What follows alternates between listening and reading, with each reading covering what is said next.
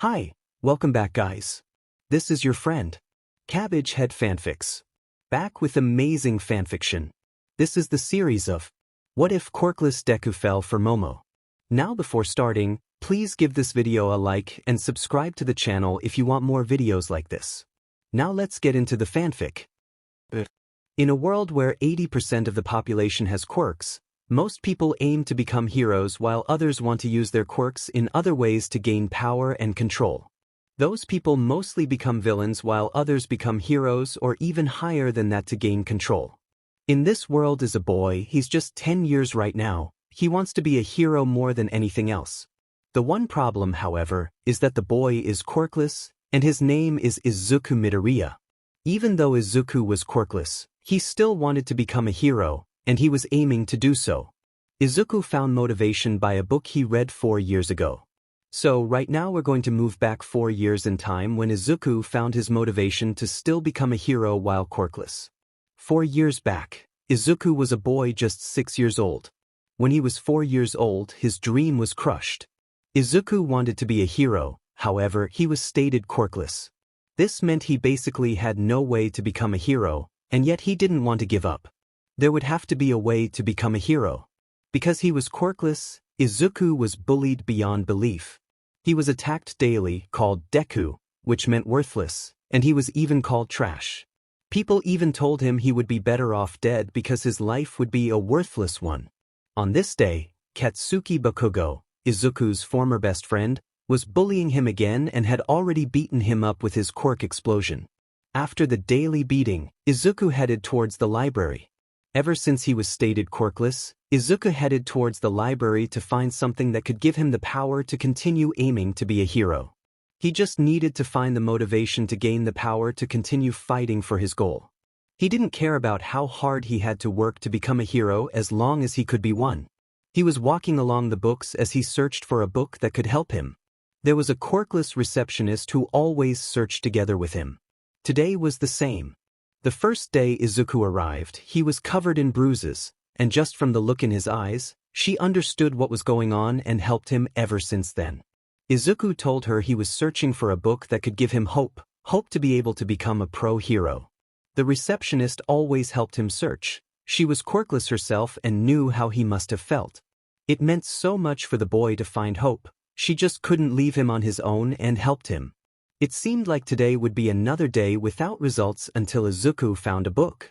It was a book about a person who was punished by the gods and transformed into a monkey. He, however, was human, just with a different appearance, and he was quirkless in a world where most people had quirks. Izuku began reading it and learned about how the man became stronger and stronger. His name was Sun Wukong. It wasn't mentioned why he was punished, but there was a story about how his life went. Izuku read that Sun Wukong trained all sorts of taekwondo, had a lot of difficult fights, and eventually became the strongest quirkless person, even stronger than most pro heroes. Eventually, he rose to the top, and because of his appearance, he was named the Monkey King and considered a fighting god. This was what Izuku was looking for. His hope. Even though Sun Wukong looked like a monkey, he was a person, and he was quirkless yet rose to the top. He surpassed everyone and was then even considered a god.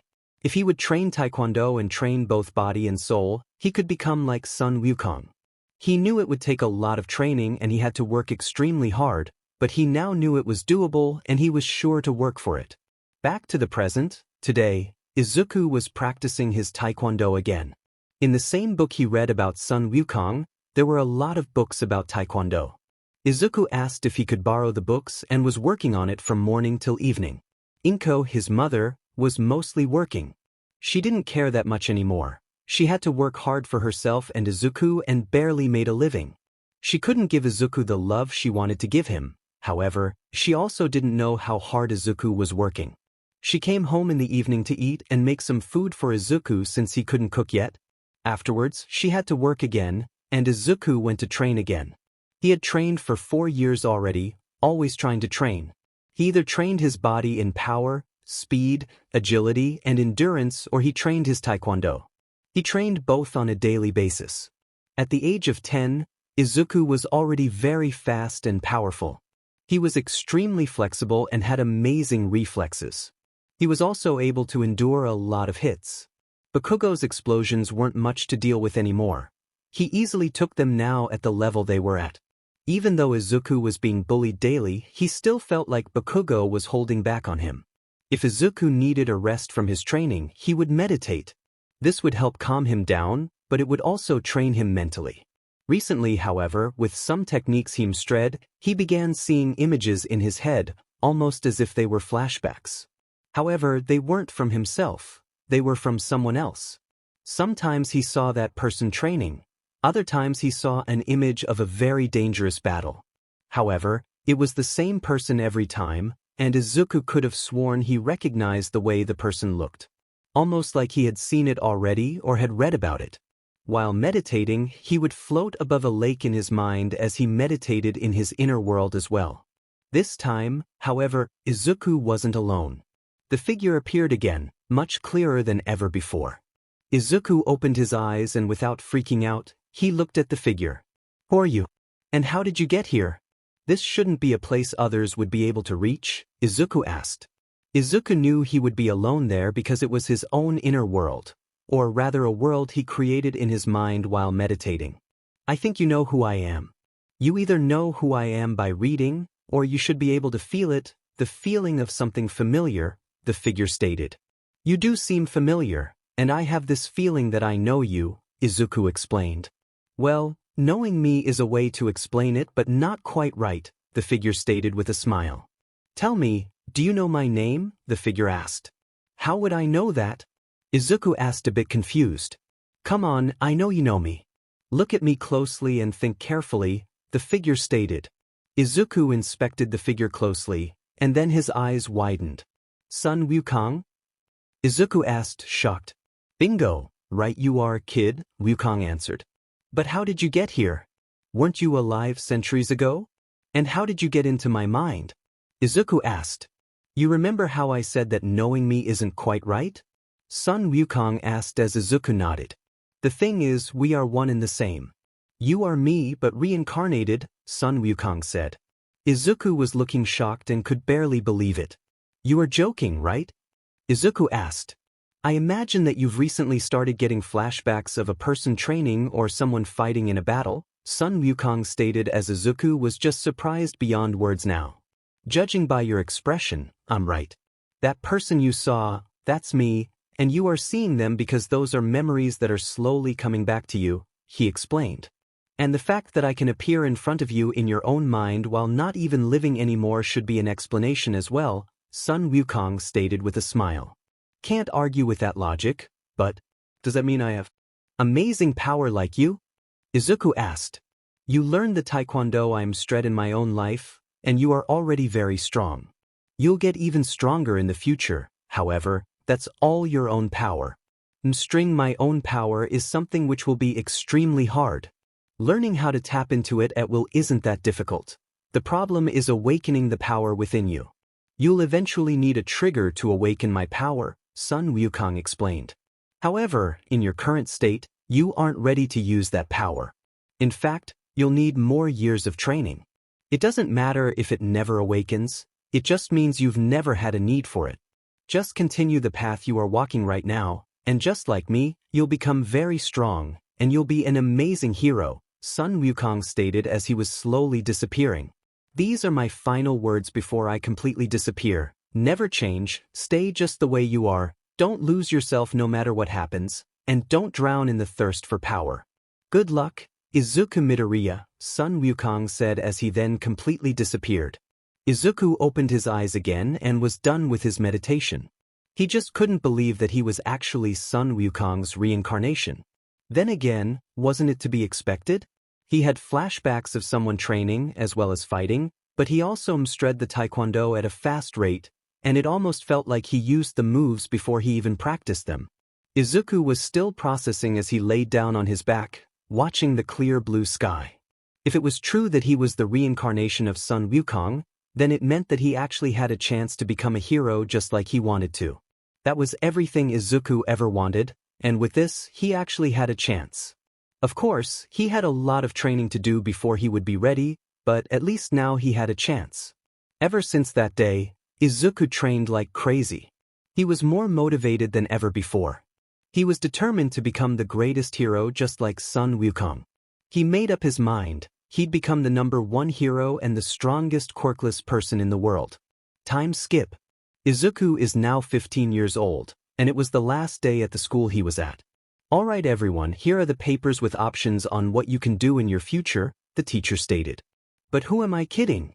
You all want to become heroes, don't you? The teacher asked as everyone cheered while activating their quirks except for Izuku, who didn't have a quirk, and Bakugo. Don't throw me together with those rejects, teach, Bakugo stated. The hell did you call us? Some of the students yelled. Let's be real, you can all be happy if you even become sidekicks, you pathetic rejects, Bakugo stated. Ah yes, Katsuki Bakugo, you are going for the entrance exam for UA, right?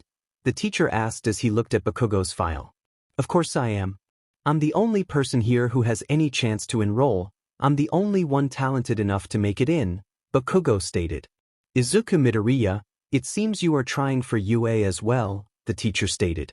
A thunderstrike could be heard in Bakugo's empty head as he heard it. Deku, what the hell? You in UA? You know that a quirkless little sheet like you can't make it in. Bakugo yelled. Man, you really are just like a troll, small and loud, Izuku said with a yawn. Just because you got some muscle and are taller than me doesn't mean you are above me. Have you forgotten that you are basically helpless against quirks? Bakugo asked with a grin. Oh, I'm so scared, someone please save me, Izuku said sarcastically. You think this is a fing joke? Bakugo yelled. Well, your life is, so I thought this was too, Izuku answered as Bakugo now had fire in his eyes, ready to murder Izuku. Now, how about we all just calm down and sit down, the teacher stated. Bakugo did as he was told and sat down. After school, Izuku was walking back home. At this point, he just avoided Bakugo and the bullying. He didn't show it, however, for students his age, he could basically be untouchable. Izuku, however, never showed this. No one knew he trained Taekwondo, no one knew about his techniques, and no one knew that Izuku was actually very powerful. Even if he did have to fight someone, he just used the amount of power and speed he needed to defeat his enemy. He didn't want to show off his real power yet, so he held back. Right now, Izuku had 10 months until the entrance exam. Even if he was quirkless, he was still given a chance to take the exam. UA didn't expect someone quirkless to enter, however, they didn't want to take the chance away from people.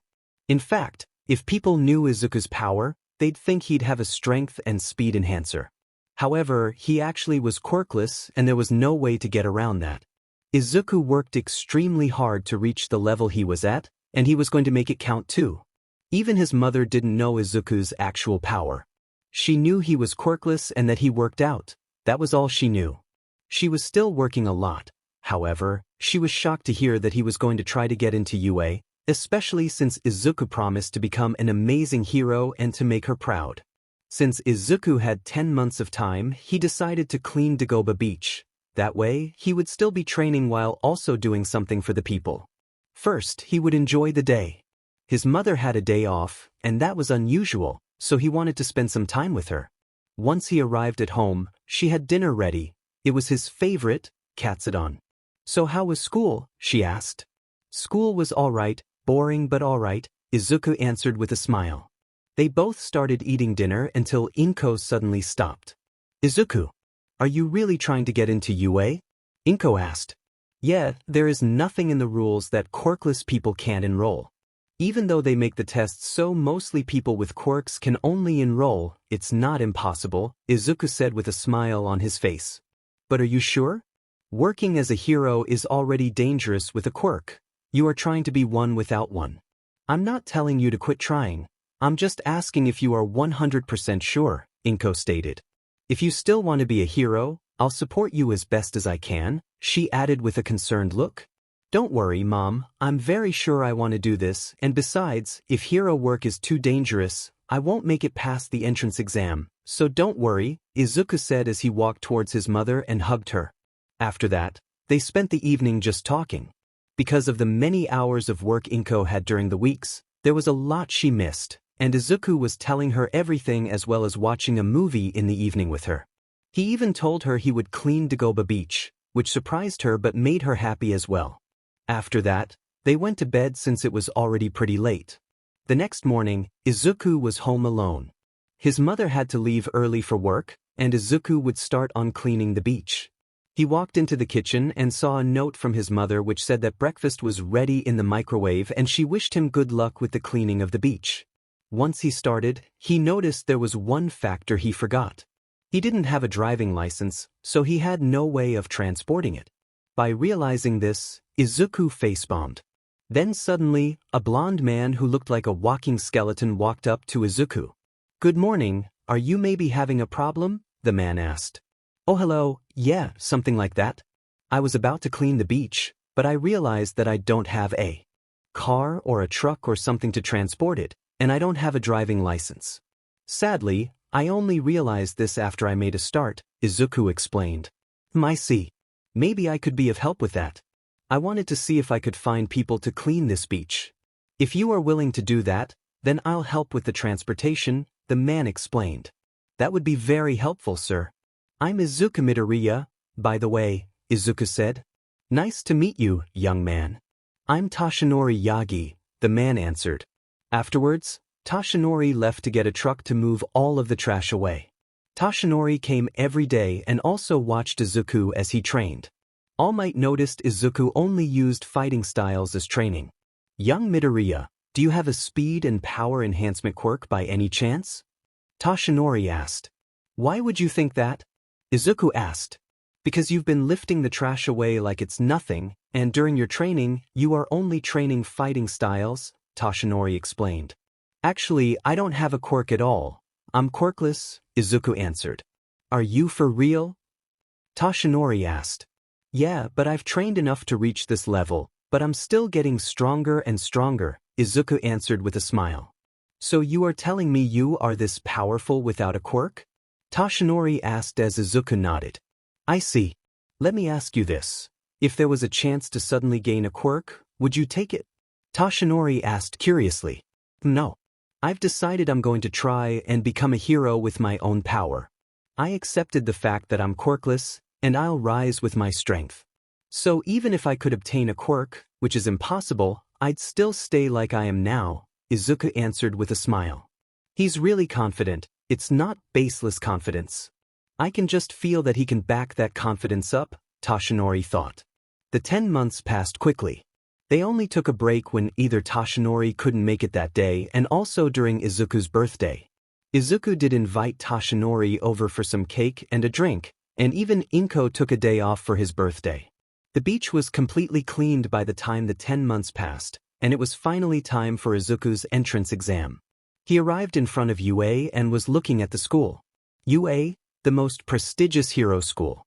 "If I make it in here, I made my first step to becoming a hero," Izuku thought as he walked towards the school.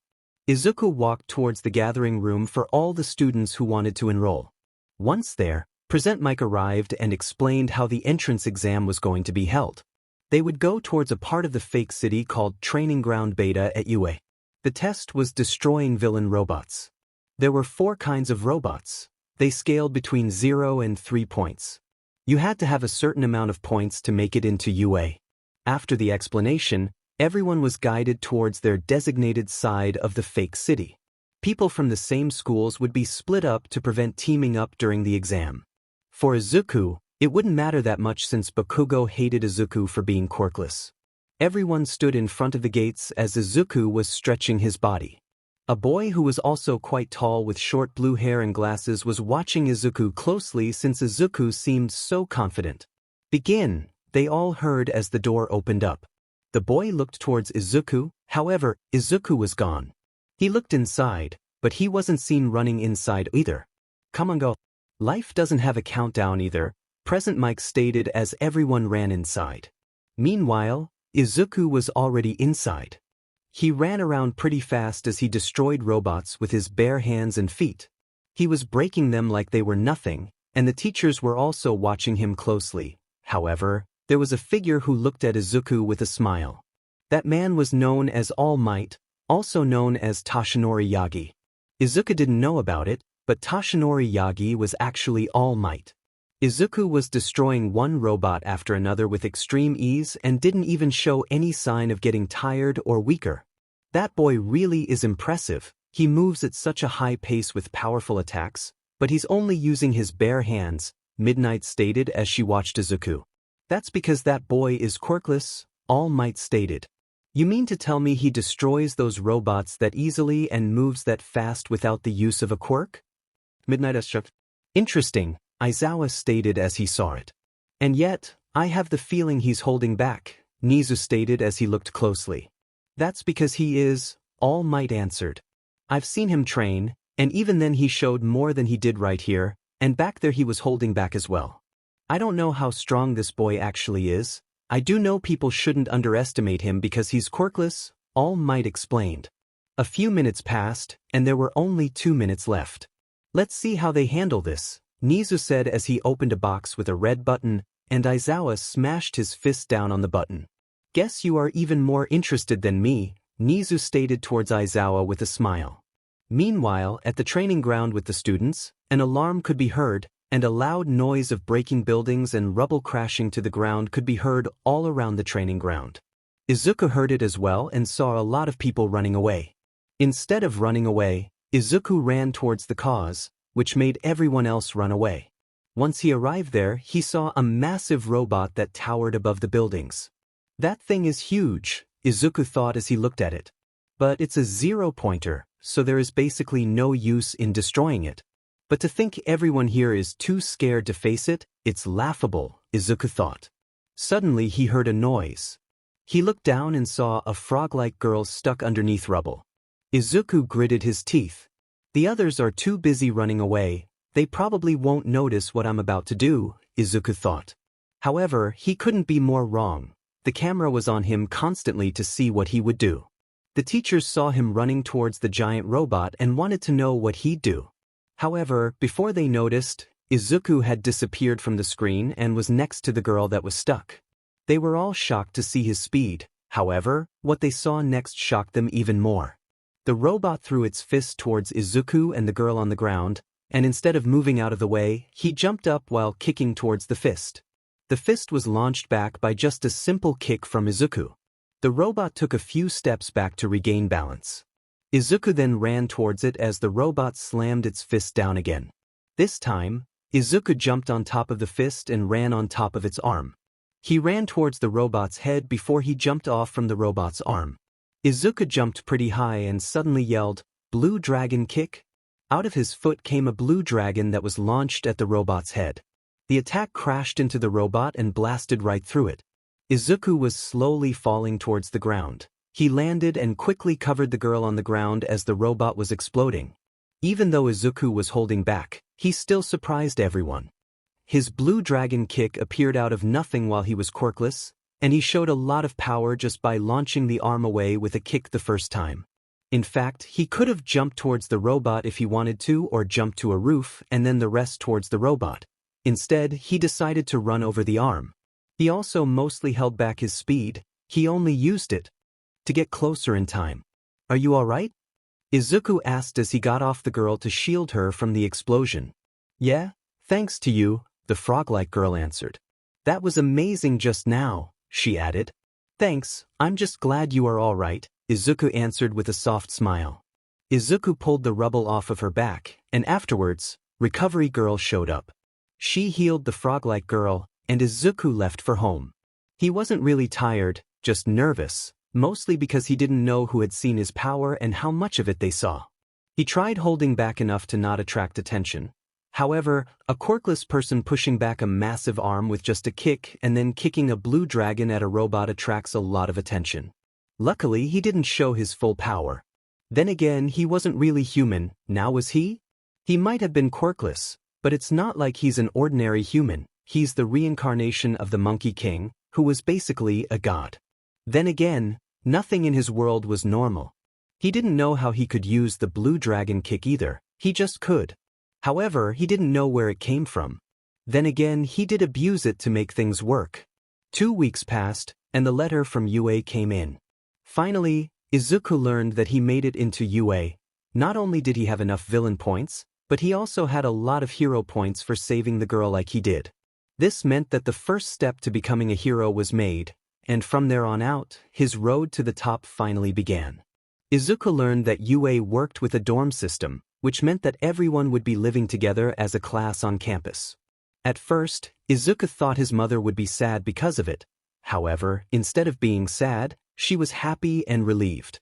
He would be living with classmates, which meant he would have people around him so he wouldn't be alone at home anymore for most of the time like before. Izuku told her this also meant that she didn't have to work as hard anymore. Everyone at UA gets a payment to be able to buy food so they can live, and Inko had to work that much because she had to get food to be able to pay for 2 people. Luckily, that wasn't the case anymore, so she was going to get more free time. Inko was happy beyond words. This also meant she had time to go out with friends again.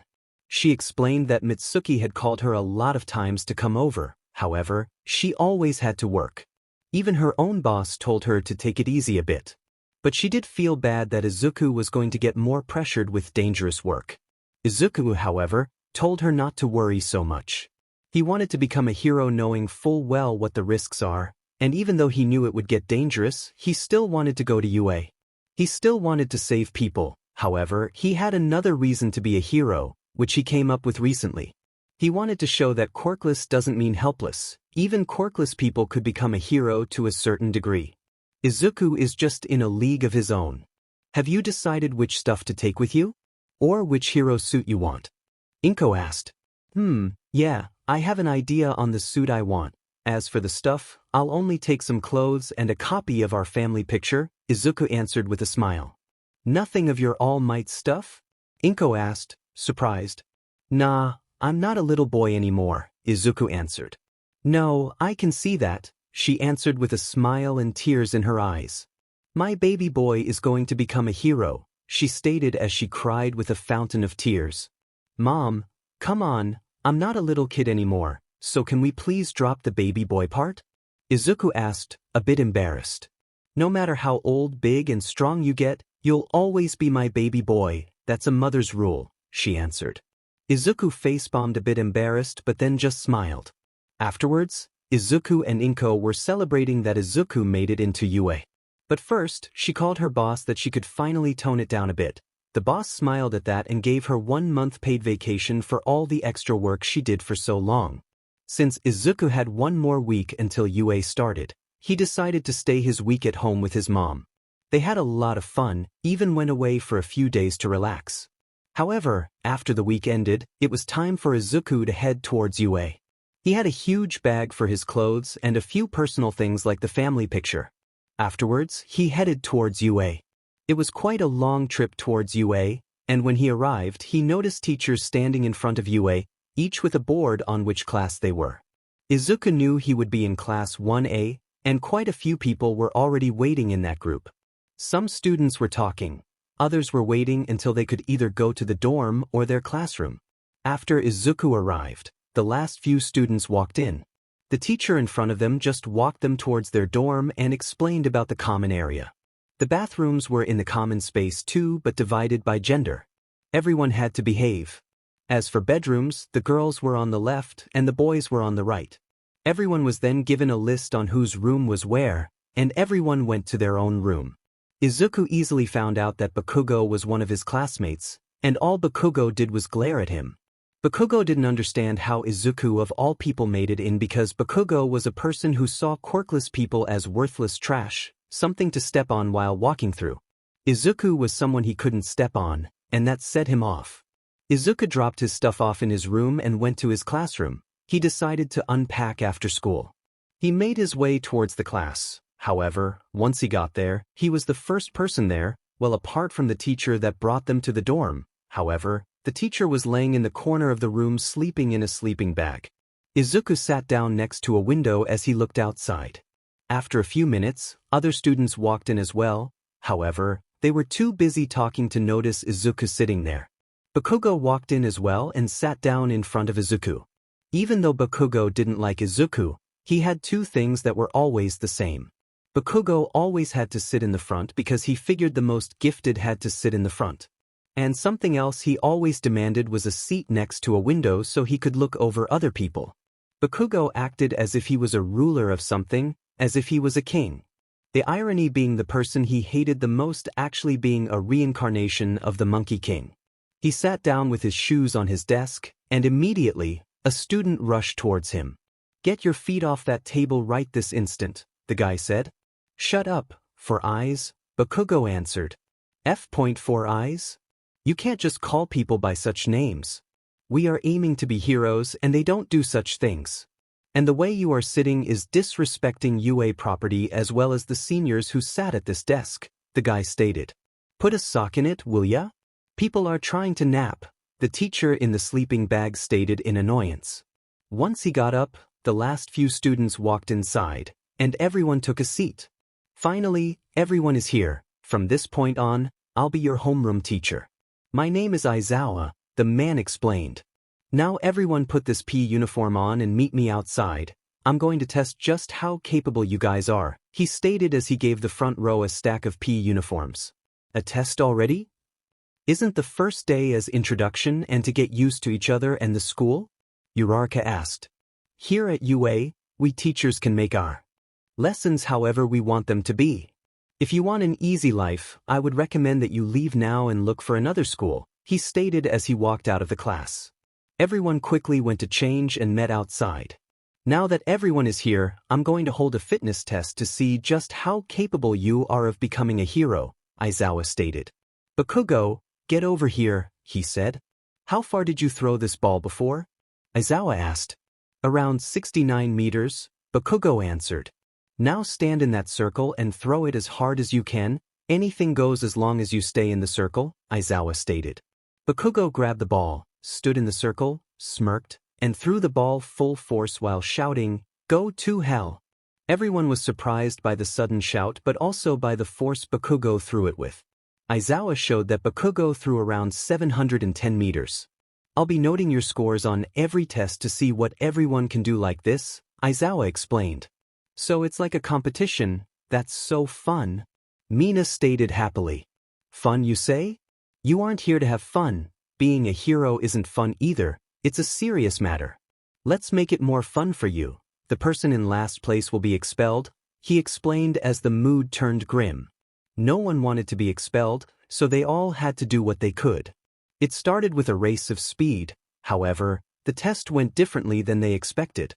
At first, everyone thought that Ito would win since he had a speed quirk. However, when it was Izuku's turn, the moment he was allowed to start, he made it past the 100 meters in 3 seconds, where Ida took 13 seconds and had second place.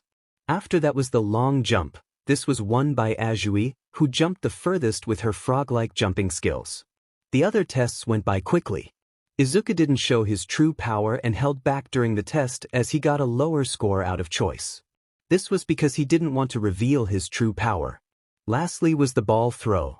Uraraka had first place with her zero gravity as she got infinite. The ball she threw literally entered space. Bakugo was in second place with his 710 meters. Right now, it was Izuku's turn. It was the last test, and he decided to give them a taste of his power. Izuku grabbed the ball and pulled back. He then threw it with a lot of force. Once he threw it, there was a lot of force also coming from the throw itself, which created wind pressure. Izuku looked around but was surprised when Aizawa's hair was up in the air and his cloth around his neck swirled up. Sir? What are you doing?" Izuku asked. So I guess the things I heard about you were true," Aizawa stated as his hair went down and his cloth went to normal too. "What do you mean, sir?" "What things?" Uraraka asked. "Izuku Midoriya, you are quirkless, aren't you?" Aizawa asked. Everyone except for Bakugo was surprised. "Your file showed quirkless, but with the power and speed you showed, and that attack you used during the entrance exam, it looked like you had a speed and power enhancement. The attack made it seem like you had an energy-type quirk. However, neither are right," Aizawa explained. "Just now, I used my erasure quirk. However, it had no effect on you. Your strength stayed the same," he added. "How far did he throw the ball then?" Kirishima asked. 750 meters, Aizawa stated as everyone was now totally shocked. Even Bakugo was shocked about that.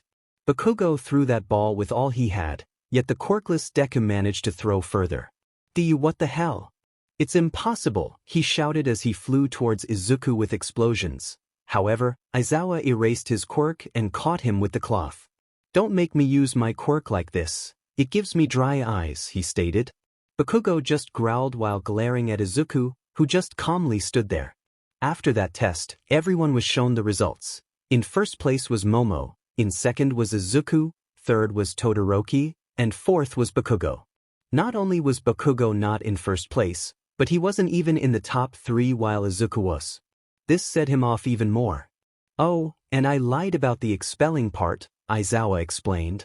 Mina, Shiro, Kaminari, Kirishima, and Mineta were relieved to hear it. Wait, you mean you didn't know he was joking about that? Momo asked. Wait, you knew? Kaminari asked. Well, it was pretty obvious it was the best way to make us give it our all, she explained. After that, everyone changed back to their normal clothes. After Aizawa explained that the next day would be hero training with All Might, the day went rather quickly with normal high school lessons. After that, everyone went to the dorm. Once there, they all sat down after the tiring first day. Bakugo ignored everything and immediately went to his room. Izuku also went to his own room to unpack. Afterwards, they all sat down in the common area to talk. Ah, Izuku Midoriya, right? Azui asked as she stood in front of Izuku. That's right, you are. Tsu Azui, right? Izuku asked. Call me Tsu, I didn't have the chance to thank you yet, so thank you very much for saving me during the entrance exam, she stated with a smile. Right, it was you. I saw how you saved Azui. I never thought you were quirkless, Ida stated. Well, I really am quirkless and you're welcome, Izuku answered with a smile to Azui. So how come you are so strong? Kirishima asked. I started training at a young age. Even when I got a bit older, I trained a lot, because since I am quirkless, I need a lot more training than anyone else. So that's what I did, Izuku explained. Still, to be able to throw a ball 750 meters without a quirk, just how powerful are you? I mean, you look like the same build as us, and you are way stronger than any of us here, Kirishima stated. Well, it's still how you use your power that makes the difference, Izuku stated with a smile. After that, everyone did a more detailed introduction round as they told their names, ages, quirks, as well as some of their past. After that, it was already pretty late, and everyone went to bed. The next morning, everyone got up early and headed to class. Once there, everyone started talking some more. They all sat down when it was time, and they waited for the teacher. Suddenly, the door burst open. I am here. Entering class like a normal person, he stated. Is that even considered normal? Shiro asked. Young man, that hurts my feelings, All Might stated. Who needs those? Bakugo asked. Can't miss what you don't have, huh? Izuku said as some of the students chuckled at that remark. Bakugo, however, was doing his best not to react to it. All right, children, today we'll be having hero training, and the first training will be a combat training. All Might stated as everyone was a bit hesitant, apart from Bakugo, who smirked like an idiot. But what's a hero training without your hero suits? All Might stated as suitcases came out of a wall. They all grabbed their suitcases and changed into their hero suits. Everyone had already changed when Izuku appeared. His classmates saw him walking in like that and were amazed by how it looked. It even left the girls in his class blushing madly. Now that everyone has changed and I have to say you all have amazing hero suits, let's get on with the explanation of this hero training, All Might started. In this training, you will all be paired up with someone else. In teams of 2, you'll face off against each other, but not in just any kind of battle. This will be a hero versus villain training, he explained. First, one duo will enter and hide a fake bomb. After that, the heroes will enter the building. The hero team can win by either capturing both villains or touching the fake bomb. The heroes lose if they get taken out or when the time is up without having either captured the villains or touched the bomb. Every round will be a 20-minute round, All Might explained.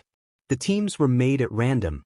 The first teams were Bakugo and Ida versus Izuku and Momo. Bakugo and Ida were the villain team and headed inside. So what's the deal between you and Bakugo? It seems like he really hates you, Momo asked. That's because he does, Izuku answered with a sigh. Because I'm quirkless, Bakugo thinks I'm a worthless nobody, and he can't have it that I'm stronger than him. Why is that? Being quirkless doesn't change a thing. I might be able to control things. However, I need to know the materials needed to create it, and it takes my body fat. However, creating things takes a while, so if I don't have the time to create things, I'm the same as quirkless, yet I can become a hero, and you've shown you are capable too, she stated. True, I know you think that way, and I bet the others think similarly like you, but to Bakugo, a powerful quirk and a lot of power is everything, and power is something Bakugo thinks a quirkless person shouldn't have, Izuku answered. I'm sure he'll easily forget about the real objective in this training and use this chance to beat me into the ground. That's horrible. Do you think the two of us can take him? Momo asked. Don't worry, I can take him myself. I know all too well how he moves, and he knows nothing about my fighting style, so don't worry about it. We should think of a plan to win this thing, Izuku said with a smile. Even though he's quirkless and someone wants to beat him, he's still so confident. It's incredible, she thought. Hero team, you may enter, All Might stated from the spectators' room. Everyone could hear what was being said during the training. However, only All Might could actually communicate with the teams. Izuku and Momo walked inside and slowly made their way up the building. Eventually, on the 3rd floor by the stairs to the 4th floor, Bakugo appeared with a sneak attack.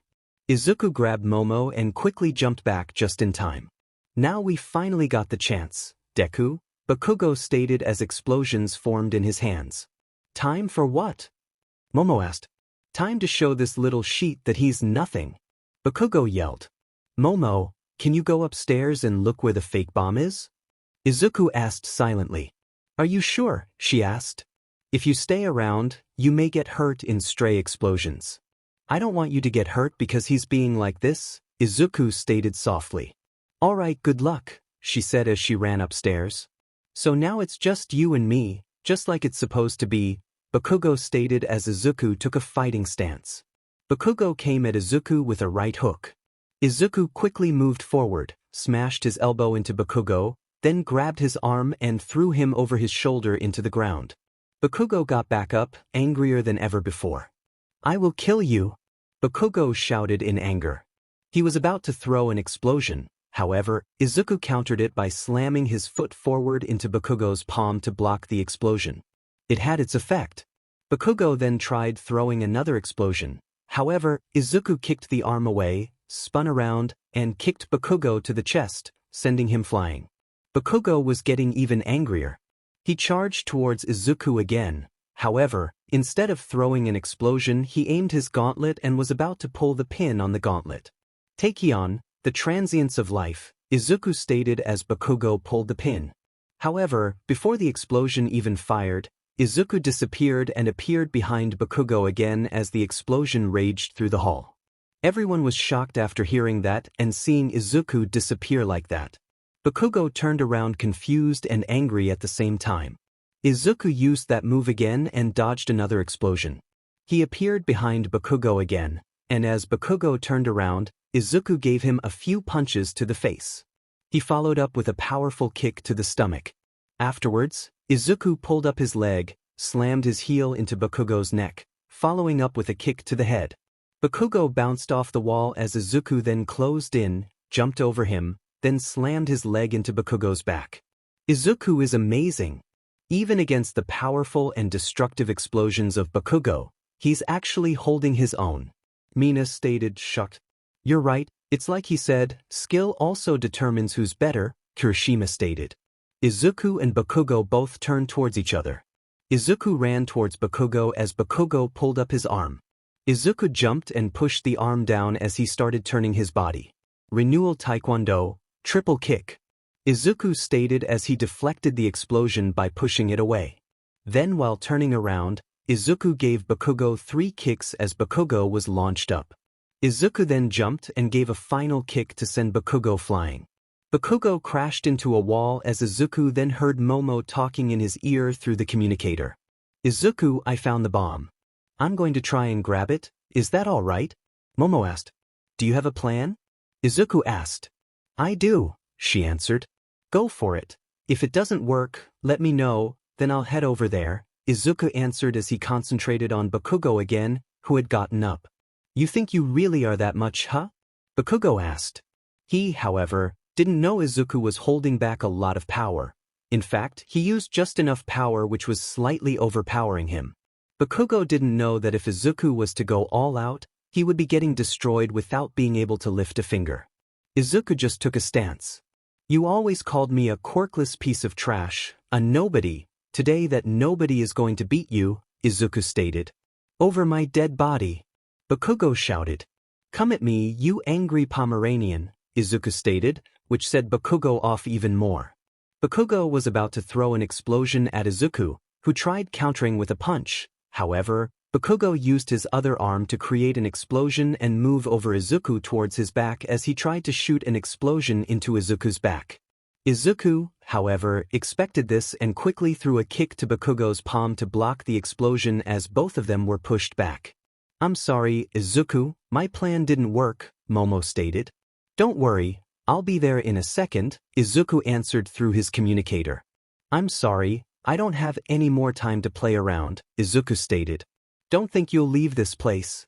I'm not done with you, and there is no way you'll beat me, Bakugo yelled. Izuku took a serious face and used a bit more power. Blue Dragon Kick, Izuku said as a blue dragon appeared, which he kicked towards Bakugo.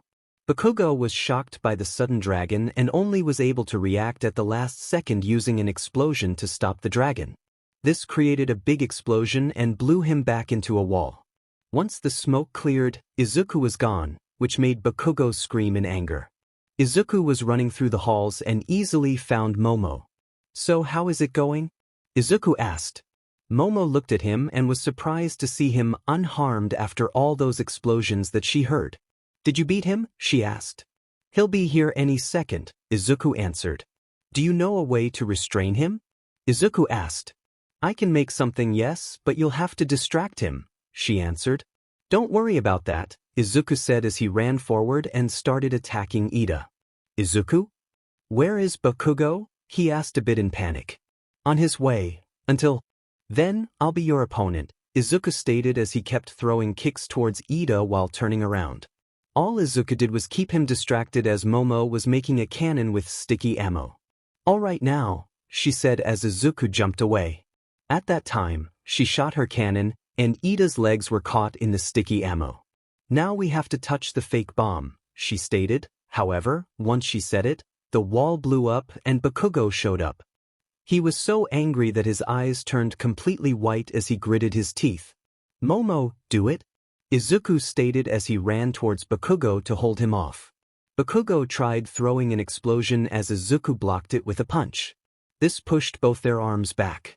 Momo touched the bomb. However, Bakugo still wouldn't stop even after his team lost. Young Bakugo, stop this at once. Your team lost. All Might stated. Bakugo answered by taking his communicator and breaking it. Damn it, he's too far gone to hear me and to listen. All Might stated as he wanted to rush out. However, as he turned around, he heard Izuku say something silently. No one really was able to make out what he said except for All Might.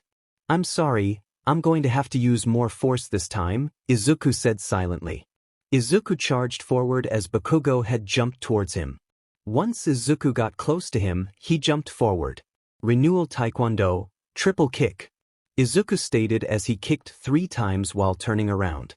Once he did his kicks, Bakugo stopped midair while slowly being pushed up.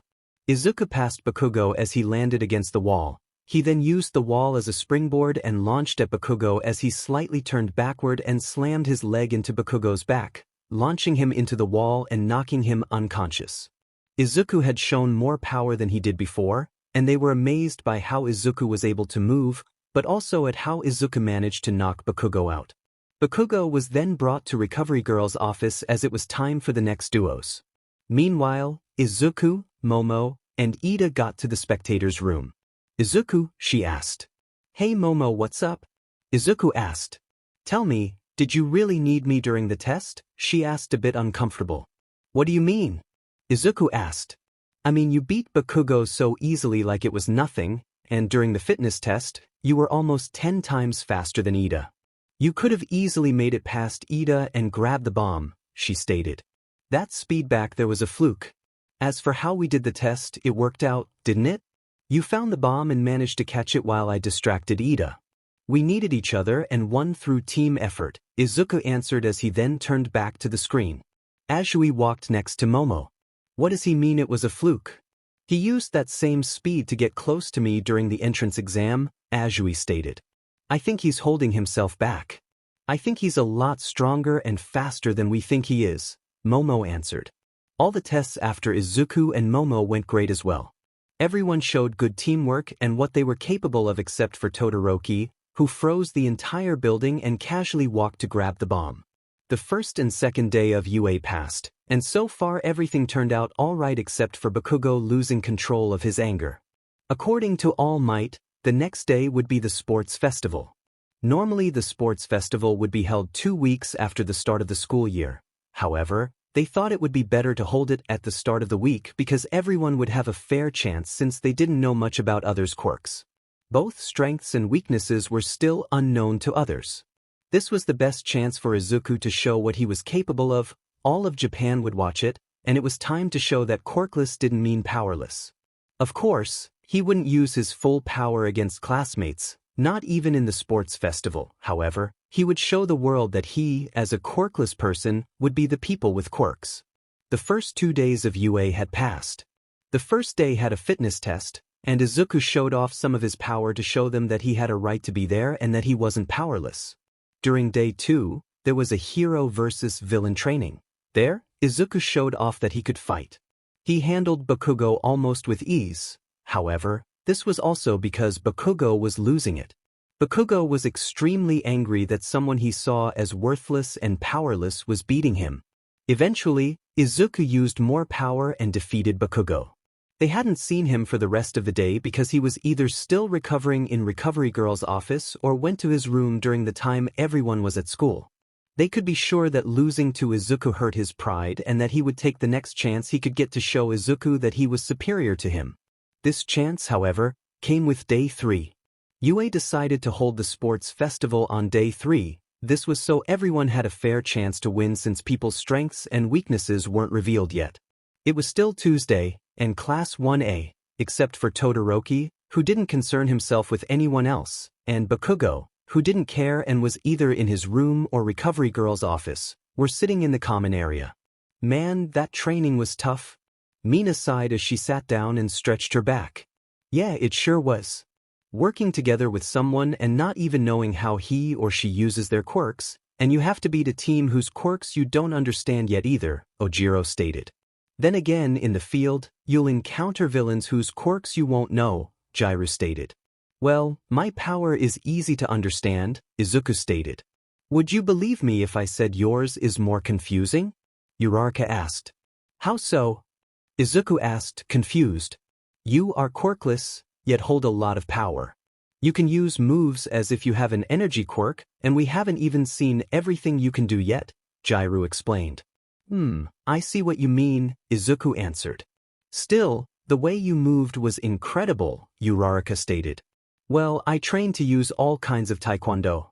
To me, those moves are the same as every other movement I make. They aren't anything difficult to me anymore, Izuku answered. Well, to us, they are pretty impressive. I mean, who knew someone could move like you do? And you are also extremely fast too, Mina stated. Izuku just chuckled a bit as Azui and Mina kept a close eye on him. They both think Izuku is holding back a lot more power than he has shown. In fact, Azui is sure of it. Izuku had used more power with the Blue Dragon kick against the gigantic robot than against Bakugo. Momo thought he was holding back as well, not because she saw the entrance exam or things like that, but the fact Izuku easily got past Bakugo without really being harmed. As well as the fact that when he needed to, Izuku could use even more power when he needed to, and he wasn't even sweating from his fighting. They also caught a hint during the fitness test, where Ida took 13 seconds in the speed test. Izuku did it in 3 seconds. After that, he hasn't shown that speed again. However, they knew for sure it wasn't just a fluke. Azui saw it during the entrance exam as well, so she knew he was using that speed at will but for some reason hiding it now. During their talk, some of the guys ordered dinner, and after the evening was over, everyone went to bed to be ready for the sports festival. The next morning, everyone got up early, and when they got downstairs, they were surprised. Their suitcases with their hero suits were standing around the front. There was a note left on the suitcases. This year's sports festival will be held by students in their hero suits. Take your suit, head to the sports festival arena, change into your costumes, and wait for further instructions. Everyone did as the note told them to. They grabbed their case and went towards the sports festival arena. Once there, they noticed a lot of people already gathering to get a seat. Everyone knew that the sports festival was streamed all through Japan. So either people were lucky enough to be in the arena, or they had to watch it on TV or a giant screen. There were also a lot of pro heroes standing around. Since it was known when the sports festival was being held, a lot of people gathered, and since there would be a huge amount of people in one spot, it was easy for a villain to target it to make mass casualties. The students all changed into their hero suits. Once they did so, they had to wait for new orders. However, they immediately came, and everyone had to head towards the field. They all did so, and once there, they saw that Class 1B was there as well as some other classes. Izuku and the others didn't know about those classes since they only heard of Class 1A and 1B. Most of them didn't really care and were just standing there. Alright, ladies and gentlemen, are you all ready for this year's sports festival? Midnight asked as she held a mic in her hand. The crowd cheered so loud Izuku couldn't even hear himself think. Like you all know, this year's sports festival will be a bit different from usual because not only is it held earlier than usual, it's also being held by the students in their hero suits, she stated. This means that the students can use their powers to their fullest, and you get to see what they look like once they start doing real hero work, she added as the crowd cheered again. Alright, can Katsuki Bakugo from Class 1A come forward to share some encouraging words with us? Midnight asked as all of Class 1A had the same thought. Oh God, not him. Bakugo walked forward and stopped next to Midnight as he grabbed the mic. I promise that I will come out on top and beat those DMN extras, Bakugo stated casually. The crowd went wild but not in a good way. The other students from other classes wanted to attack him. Teach, those Class 1A kiddies think they are so special. We of Class 1B will show you that you are nothing special at all, Momo stated. Put a sock in it, Kendo stated as she neck-chopped him. I'm sorry, since he was assigned to Class B, he felt like he wasn't the main group and that you guys felt higher than us, she answered. Well, those thoughts can be real for Bakugo. He thinks he's higher than everyone, Azui stated. The rest of us aren't like that, Uraraka stated. Wait, we aren't? Izuku joked as Kendo and some of Class B just chuckled. Alright, now with those encouraging words, let's head off to the first event. Keep in mind that this festival will only hold 2 events this year, and not many students will pass to the next round, she explained. All the students were then led towards a door. The first event will be a race. Let's see who gets back into the arena first. Are you all ready? Midnight asked. Gio, she then shouted as the door opened up. Todoroki immediately froze the entrance before he passed through. However, Izuku had already made it past him without Todoroki even noticing. Todoroki started running. However, students like Momo, Mineta, Kirishima, and Bakugo made it through already. Izuku had used the confusion from Todoroki's ice as a way to get to the front and move past Todoroki before he knew it. Since Todoroki thought he was in the front, he mostly focused on the people behind him. However, Izuku had used the speed he used in the test and created already quite a distance. Somehow no one noticed it. Eventually, the students saw giant robots in the distance, but they then suddenly heard Present Mike. Would you look at that? Izuku Midoriya has already reached the first obstacle and is moving past the giant robots like they aren't even there. Present Mike stated as this surprised the students that weren't even close to the robots. How did he? Bakugo and Todoroki asked in unison, confused. Izuku was now past the giant robots and kept running. Nothing of this sort, Aizawa answered as he wanted to explain but was cut off by Present Mike. There you have it, people. Aizawa is a terrible teacher, Mike stated. Do you want me to lose my job? Aizawa asked as everyone just laughed at the two. Afterwards, students arrived one after the other. Everyone had to gather again. Alright, now that everyone passed the first event, let's move on to the second event. This will be a battle in tournament style. You can defeat your opponent by knocking them out of the ring, Midnight explained. 16 students passed the first round and the matchups will be Izuku vs Shinso, Todoroki vs Siro, Kaminari vs Ibra, Ida vs Mei, Mina vs Aoyama, Tokoyami vs Momo, Kirishima vs Tetsu, Bakugo vs Uraraka. The second round will begin after our contestants have a little rest. In the meantime, the pro hero Cementos will make the fighting stage ready for our students, Midnight stated. Everyone had a 15-minute break. Izuku wanted to grab something to drink when Ojiro walked towards him. Izuku, you'll be fighting Shinso, right? Ojiro asked. That's right, Izuku answered. Whatever you do, don't answer him. Don't fall for it. The moment you do, you'll be hypnotized. He did the same to me. I only noticed after someone bumped into me and I heard you were already past the first obstacle, Ojiro stated. So not answering him, I get it. Thank you for the warning, Izuku replied with a smile. Izuku, can I talk with you? Todoroki asked. Sure, Izuku answered as they moved away from the others. Izuku, be honest, are you really quirkless? Todoroki asked. I am, Izuku answered in a serious tone. The way you move, it's almost as if you've got an enhancement quirk. You're fast, and by fast I mean really fast.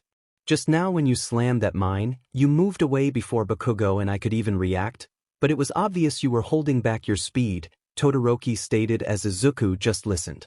Are you by any chance holding back both your speed and power? Todoroki asked. I was just preserving stamina, and just like you and everyone else, I'm also improving. As for the extent of my power and speed, you'll have to find out yourself, Izuku answered. However, what I do know is that you could have been faster.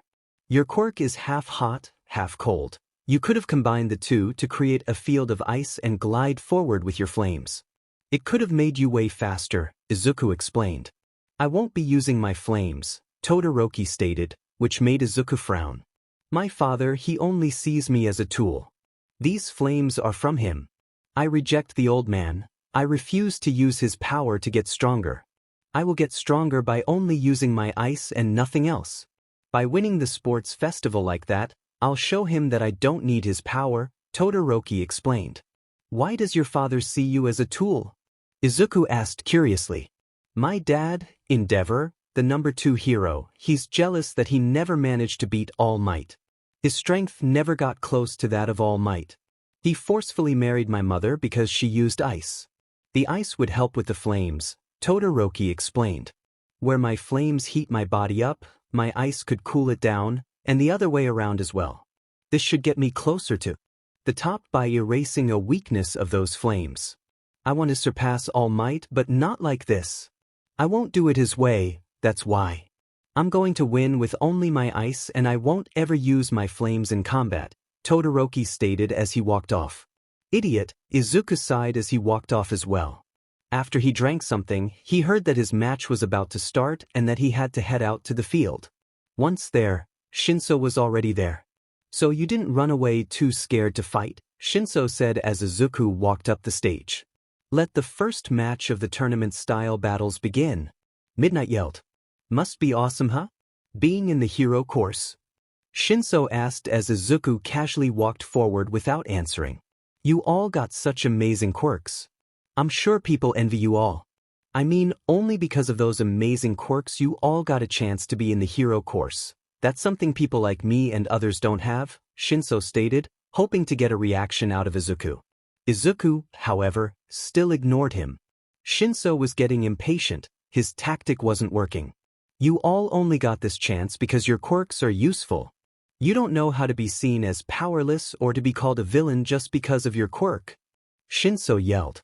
Izuku then shot forward, turned 180 degrees, and slammed his foot into Shinso's stomach, launching him off the stage. Winner, Izuku Midoriya. Midnight yelled. I'm sorry to disappoint you, but I don't have an amazing quirk like any of my classmates or like you. I can create explosions, create things, make things weightless, or hypnotize others.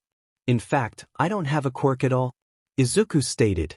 The fact of the matter is, I'm quirkless and everything I achieved as well as my speed and power, I earned through hard work, Izuku stated. There was some whispering amongst the crowd who heard Izuku say that he was quirkless when Aizawa suddenly spoke up. Just to clear things up, Izuku Midoriya is in fact quirkless. On day 1, I held a test where everyone used his quirk.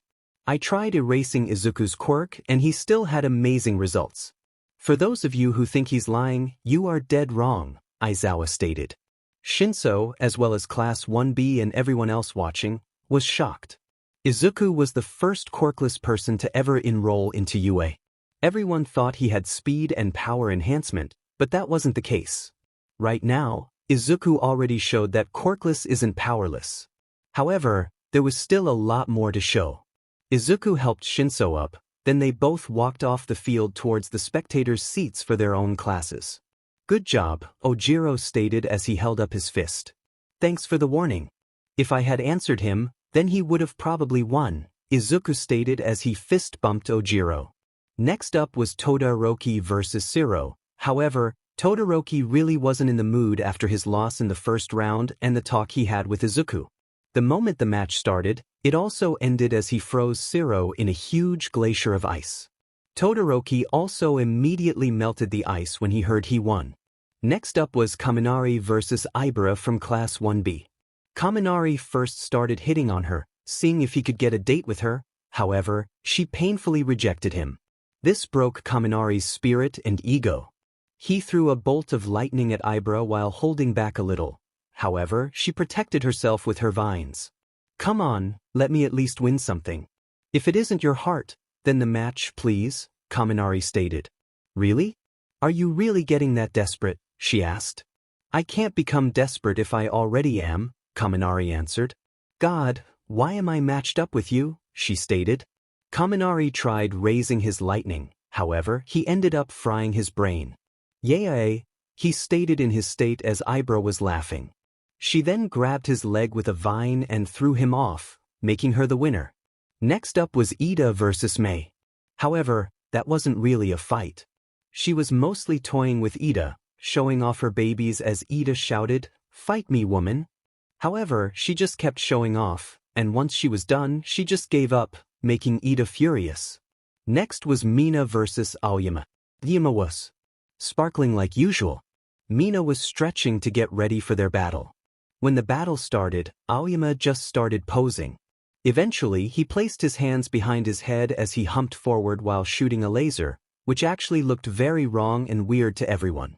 Mina dodged the lasers and eventually just threw her acid on the belt, making him powerless. This made Aoyama panic as she uppercut him without mercy. She gave a huge proud grin as Aoyama was having a panic attack by losing his belt, and Mina won. Then it was time for Tokoyami versus Momo. Momo, however, got a bit insecure. She and Todoroki were both there through recommendation, however, she felt a huge gap between him and herself. Todoroki was extremely talented and strong with his quirk, while she failed with her plan to grab the bomb and needed Izuku's help. Todoroki did it like it wasn't even a problem. During the race, even while both on foot, Todoroki was a lot faster and used his quirk like it was second nature, while she couldn't do a thing with her quirk. Right now, she felt too insecure about herself. Most things she tried went wrong, while everything went right for him. The battle started, and Momo tried creating a shield as Dark Shadow attacked her. She quickly jumped to the side to dodge him. Dark Shadow, however, immediately went after her and kept attacking. All Momo could do was dodge it. Dark Shadow was stronger than her, and she didn't have the time to create anything. She sometimes ducked, jumped back or sideways, ran around Tokoyami, however, nothing bought her enough time and she didn't have enough control to create something while on the move. Eventually, Dark Shadow made a quick attack from above and crashed into the ground, creating some smoke. Momo used that to hide herself. She quickly created a powerful shield and after that, tried creating a weapon. However, before she was done with the weapon, Dark Shadow slammed into her shield, which blew her back. Dark Shadow kept attacking, and when Momo finally had a weapon ready, Dark Shadow knocked her out of bounds. Momo was shocked but also disappointed. Another plan of hers failed, and she was knocked out of bounds before she even had a chance to fight back.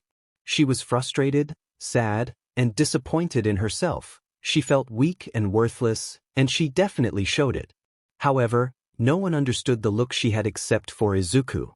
Izuku got up and walked off. "I'll be back in a bit, guys," Izuku stated as he left the seats for Class 1A. Izuku went downstairs. Normally he would have encountered Momo already for either the waiting room or the seats for Class 1A. However, he was at the entrance for the field and he still hadn't found her. He wanted to walk back when he heard someone sobbing. He thought, "I hope I know what I get myself into," as he sighed. He walked towards the sobbing and carefully looked around the corner where he saw Momo sitting on the ground crying. Izuku slowly walked around the corner to not scare her. "Hey Momo?" Izuku asked calmly and softly as she looked up, tears streaming down her face. "Izuku? What are you doing here?" she asked as she quickly tried to wipe away her tears. However, no matter how hard she tried, new ones would just stream out again. "I'm not so sure myself. I do know that I was looking for you," he answered. "For me?" she asked a bit confused. "Is it all right if I sit with you?" Izuku asked as she nodded. There was a silence for a bit. "Well, what brought you here?" Momo suddenly asked. "Well, I wanted to say that I wanted to ask the usual questions like how you were holding up and such, but I know the look you had all too well, so I know that you aren't really doing too well at the moment," Izuku stated. "To be honest, I was thinking on what to say. I know how you feel, but I don't really know what to say since I'm not that good with words," Izuku stated as he looked towards the ceiling. "I bet you feel disappointed and sad, frustrated, and at this point, you'll feel worthless because your plans failed, right?" Izuku asked. "I wanted to say you are wrong, but you are right," she stated. "But how do you know that?" she asked. "Because I've been the same. When it was stated that I was quirkless, I got bullied. People called me worthless and told me I'd be better off dead. I felt sad about it and was disappointed in myself. I always yelled I'd become the strongest hero, but I was disappointed that I ended up quirkless, as well as sad and frustrated. My dream shattered at that point, and the bullying people didn't help," Izuku explained. "Just like you now, I also felt insecure about things," he answered. "But even after everything, I overcame it and look at me now. I'm the first quirkless kid to enter UA and I'm actually holding up with all of you," he stated as she chuckled because of it. "I didn't know you had such a sad past," she said. "Yeah, well, it's nothing I'd like to remember," Izuku stated with a nervous smile. "I don't get it. Both Todoroki and I got in through recommendations, yet it seems like I am a joke. My plans kept failing, and my quirk isn't as amazing as his, and yet I do everything wrong while he does everything right. Am I really that useless?" she asked. "Of course you aren't," Izuku answered. "He had more luck, so what? You are Momo Yaoyorozu. He is Shoto Todoroki. You both are different people," Izuku explained. "He has ice and flames. You have creation. He can do things you can't, and you can do things he can't. I know one thing though, even if a plan failed, you don't lose your calm. You immediately start thinking of the next strategy, and who cares if you make a mistake here and there? We're humans. Making mistakes is normal," Izuku answered. "They told me I was worthless and that I wouldn't be able to do a thing with my life. I proved them otherwise, and most of all, I proved it to myself. Now you have to do the same. Don't accept the negative feelings you feel right now. Are you feeling disappointed, sad, and angry because you made a mistake? Learn from those mistakes and improve. I know you can do it, and the best advice, don't compare yourself to others. Everyone has their strengths and weaknesses, you do too. Don't focus on how others do things, but do things how you would do it," Izuku said as he got up with a smile. "If you think you are worthless, then get back up, learn your weakness, and overcome it. Prove that you aren't worthless, but not to me, or the class, or anyone else. Prove it to yourself, and show yourself you aren't here for nothing," Izuku explained as he gave her a kind smile. "Having a weakness isn't bad, you need to know your weakness to be able to improve. If you don't search for your weaknesses or ignore them, you'll always stay the same, and I know you are someone who wants to keep moving forward," Izuku answered as he walked off. He stopped at the corner. "You know what's so great about UA and the trainings?" Izuku asked. "What?" she asked, curious but confused. "Even if you make a mistake, you can try again. So no matter how many times it takes, if you make a mistake during training, just learn from the mistakes you made and try again. Show them what an amazing hero you are. I know you can do it, he answered as he then left. Momo was surprised by everything he said. Even if Izuku was bad with words, he said the right things she needed to hear, and things she could think about. However, the fact that Izuku came looking for her made her happy. Even though she felt sad, she was smiling, and it was thanks to Izuku. Izuku went back to the seats for his class and noticed Kirishima and Tetsutetsu's match was already over. It ended in a draw, and Kirishima won with arm wrestling, making him go on to the next match. Meanwhile, the match between Uraraka and Bakugo was finishing up. Izuku arrived when there was a lot of rubble in the air. Uraraka undid her quirk to make it fall down. However, Bakugo blew everything away, including Uraraka, who was unable to stand after that. They moved her to Recovery Girl's office as Bakugo was the winner and had to wait for his next match. Meanwhile, Izuku went to the waiting room as Cementos was repairing the stage. However, before he reached the waiting room, he encountered Endeavor. "So you are the quirkless kid I heard about," Endeavor stated. "So you are the failure of a father called Endeavor," Izuku answered. "Tisach, just to let you know, don't stand in Shoto's way. Don't go making a fool of yourself and quit while you can," Endeavor stated. "You'd wish. Are you that afraid of me? That you want me to quit beforehand? That's sad even for you," Izuku answered as he walked past Endeavor. "You know, you have an incredible son, and you don't even know it. All you think of is your jealousy bner you have for All Might, and you are using him for it, but Todoroki isn't anything like you. I'm going to pull him to his own path so he can live his life the way he wants to, not the way you tell him to," Izuku stated. "Listen here, you little..." Endeavor started. However, he was cut off as a foot appeared just an inch in front of his face. "I've heard enough, now shut up. I have a match to fight," Izuku said as he lowered his foot and walked towards the stage as he was being called for. He walked up the stage as Todoroki was already waiting for him. "I'm going to beat you right here and now," Todoroki stated in a serious tone. "You won't even touch me," Izuku answered as he took a fighting stance. "Ready. Begin," Midnight yelled as Todoroki shot a glacier of ice. "First stance, Black Tortoise," Izuku yelled as he slammed a powerful fist into the ice, which destroyed the entire glacier.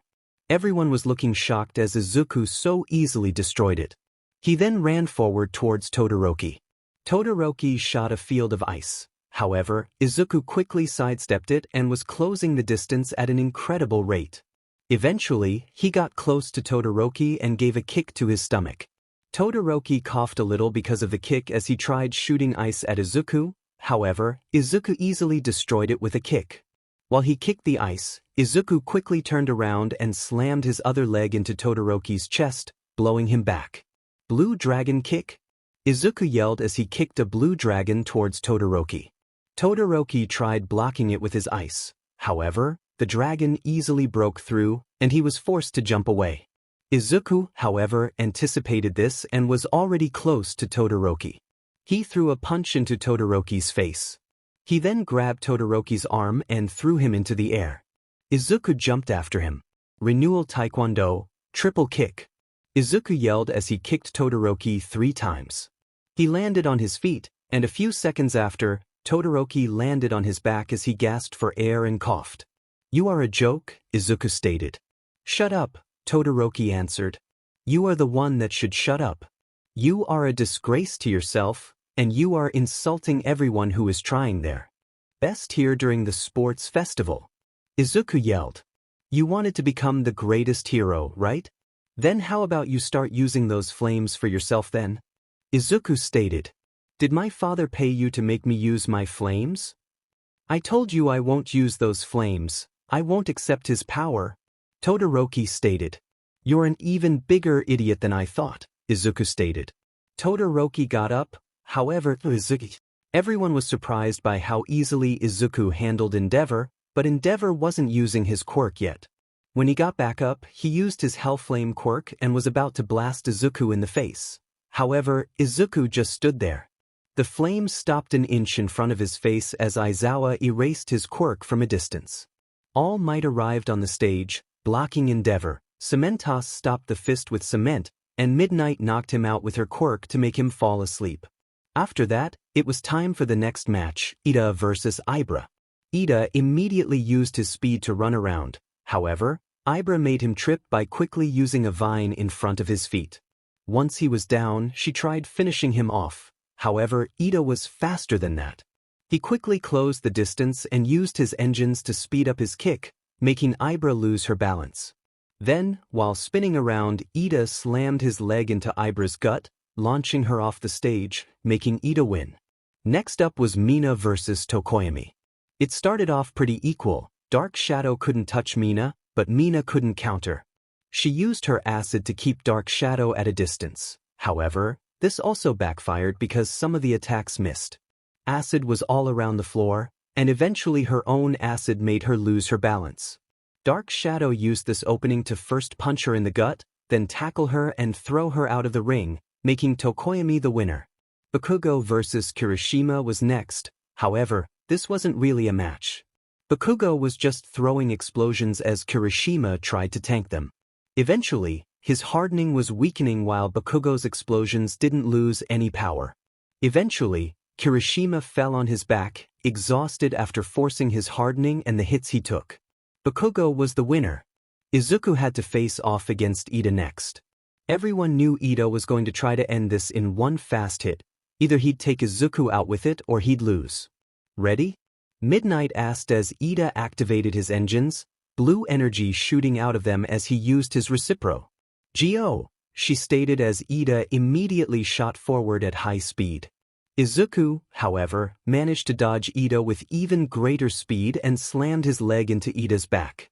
This kick, combined with the speed he already had, pushed Ida off the stage, making Izuku the winner. The last semifinal match was Tokoyami versus Bakugo. Tokoyami fought differently compared to other matches. Normally, he'd send Dark Shadow after his opponents, but this time he stayed defensive. Bakugo didn't really care, he just attacked. However, he quickly noticed that Dark Shadow was getting smaller and smaller with every move until eventually, Bakugo almost destroyed Dark Shadow, and Tokoyami fell to the floor as well. I give up, Tokoyami stated when he knew Dark Shadow had become too weak. This meant that Bakugo won the fight, and the final match would be Izuku against Bakugo. They had to fight again in such a short time. Midnight wanted to give some time for rest. However, Bakugo stated that he wanted to start. Izuku got to the stage and stood in front of Bakugo. Both of them just stared at each other. Bakugo had his angry look on his face again, but also a serious one. Alright, ladies and gentlemen, here is what you've all been waiting for. The grand finale of the sports festival. Will the winner be the Quirkless Izuku, who has surprised us with amazing moves so far? Or will it be the powerful and talented Bakugo? Midnight asked as the crowd cheered. Take this seriously, if you don't, you'll be blown away, Bakugo stated. This surprised Izuku. He thought Bakugo would see him as nothing but a weakling, a worthless one at that, and yet here he was saying that Izuku should be serious about this. Same to you, Izuku stated as he took a fighting stance. Ready? Begin! Midnight yelled as Izuku disappeared and appeared before Bakugo again. Bakugo had wide eyes from Izuku's speed. However, with his amazing reflexes and a calm mind, he managed to dodge a fist to the face. This made Izuku smirk. So you are finally fighting with a calm mind and your real skill, Izuku stated. You won't beat me, you just got lucky yesterday, Bakugo stated. That win was nothing to be proud about. You weren't yourself, Izuku replied as he jumped back a few times. I'll admit this, Bakugo stated. You aren't as worthless as I thought you were, he added as he too took a stance now. Izuku was surprised but smiled. Thanks, Bakugo, Izuku silently said. Bakugo shot forward towards Izuku. He threw an explosion, which Izuku blocked with a punch. Both of them slightly got pushed back. Izuku then jumped forward and delivered 3 quick kicks, first to Bakugo's leg, then his side, followed by a quick kick to the head. However, the one to the head was blocked. Bakugo countered with a powerful explosion as Izuku used his transience of life. Where Izuku normally appeared behind his enemy, he appeared to the side now, which threw Bakugo off. Izuku jumped and gave a spinning kick to Bakugo's gut, who grabbed the leg to keep Izuku close as he then slammed a powerful explosion into Izuku. Izuku was blown back by it as Bakugo immediately charged at Izuku again. He tried throwing an explosion midair. However, Izuku kicked the arm away. Renewal Taekwondo, triple kick. Izuku yelled as he delivered 3 kicks, which dealt some damage to Bakugo. Izuku was already using more power than he displayed in earlier matches, even more than he used in the days before. Both of them landed on the floor again. Bakugo this time got in for close combat, which surprised everyone. This also threw Izuku off his game. Izuku tried throwing a punch, however, the gauntlet pushed his arm away, leaving him open. Bakugo then tried slamming an explosion into Izuku, who blocked with his other arm. The explosion was stopped. "Just how strong are you really? I can tell you are still holding back on me," Bakugo stated as Izuku grinned. "Sorry, can't help it, maybe you should try a bit harder," Izuku replied with a grin.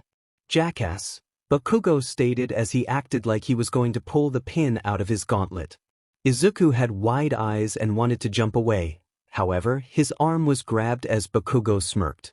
He slammed his other arm into Izuku's side while using an explosion. Izuku took it head-on and was blown to the side. "Not bad," Izuku said with a smirk. "You know, for a quirkless body, your body is sturdy as hell," Bakugo stated.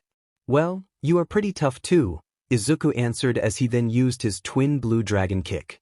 Bakugo countered with a powerful explosion of his own. "What's going on?" Aizawa thought as he saw the match. Bakugo is getting stronger, but he's obviously also getting tired from using such high power. Izuku, on the other hand, still looks like he is just enjoying the moment. He gradually shows off more power, but he doesn't have a drop of sweat on his face. Just how strong is he? Aizawa thought. Both their attacks clashed together and created a huge explosion, pushing both back a bit. Bakugo then pulled up his gauntlet. Izuku slammed his foot backward over the ground. "Time to show you another move of mine," Izuku stated. "Blue Dragon. Tempest." Izuku yelled as he gave a kick forward, creating a very powerful blast of air that looked like a dragon. Bakugo pulled the pin and shot a massive blast of his own. The two moves collided and created a massive explosion. Both Izuku and Bakugo were still standing, however, the stage was broken everywhere. Bakugo then ran forward and slammed his palm with an explosion towards Izuku. "First stance. Black Tortoise," he said as he countered Bakugo's explosive palm, which pushed Bakugo back a little.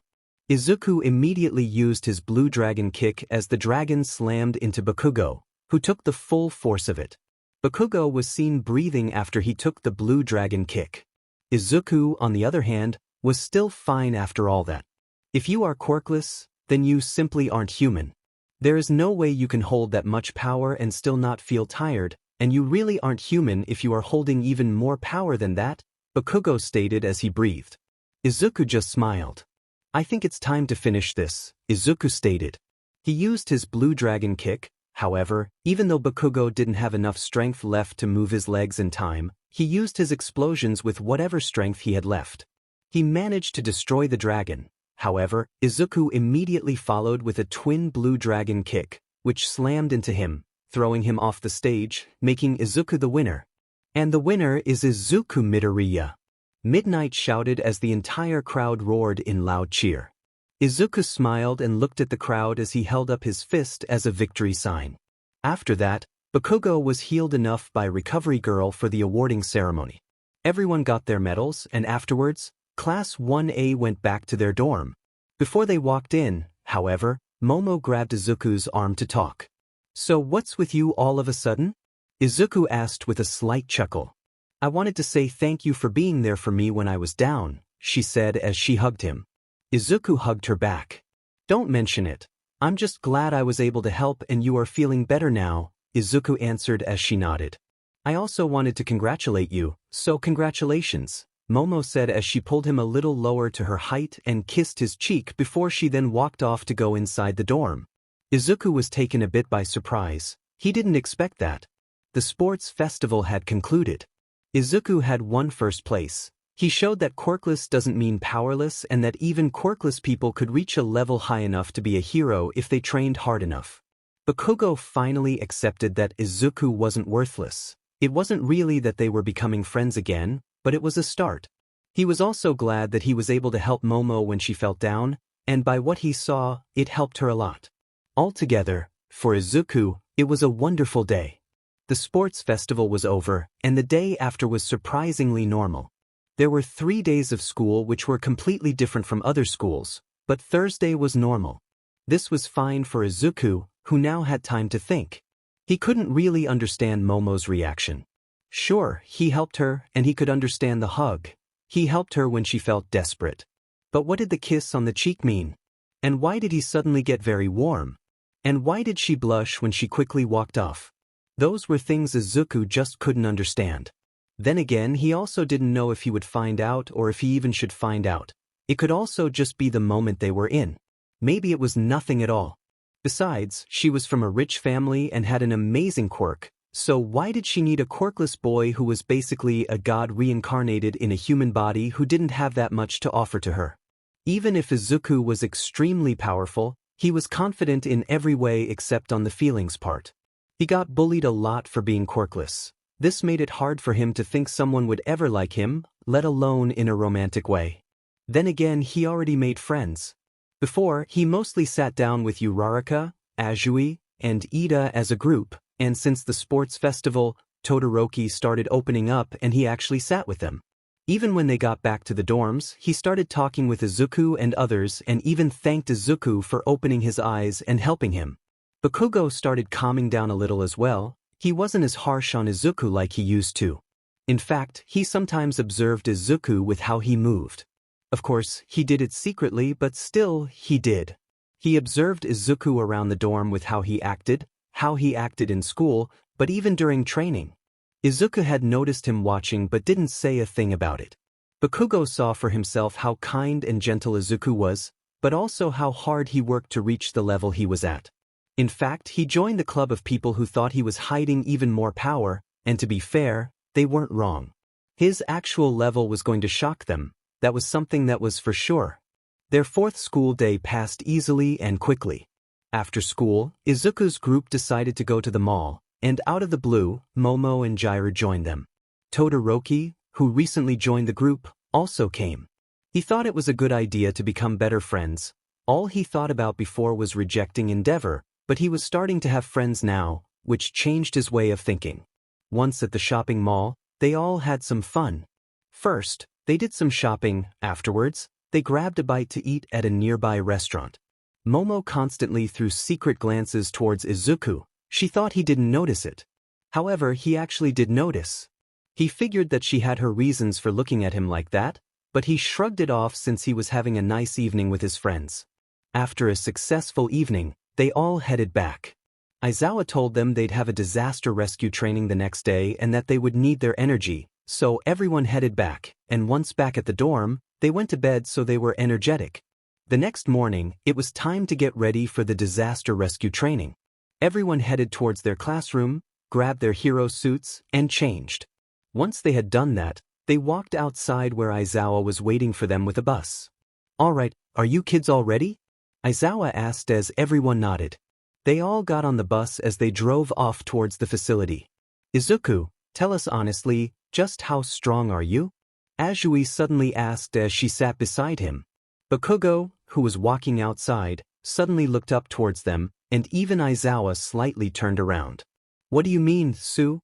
Izuku asked. "I mean the amount of power you showed us." "It's not your full power," she stated. "What makes you think that?"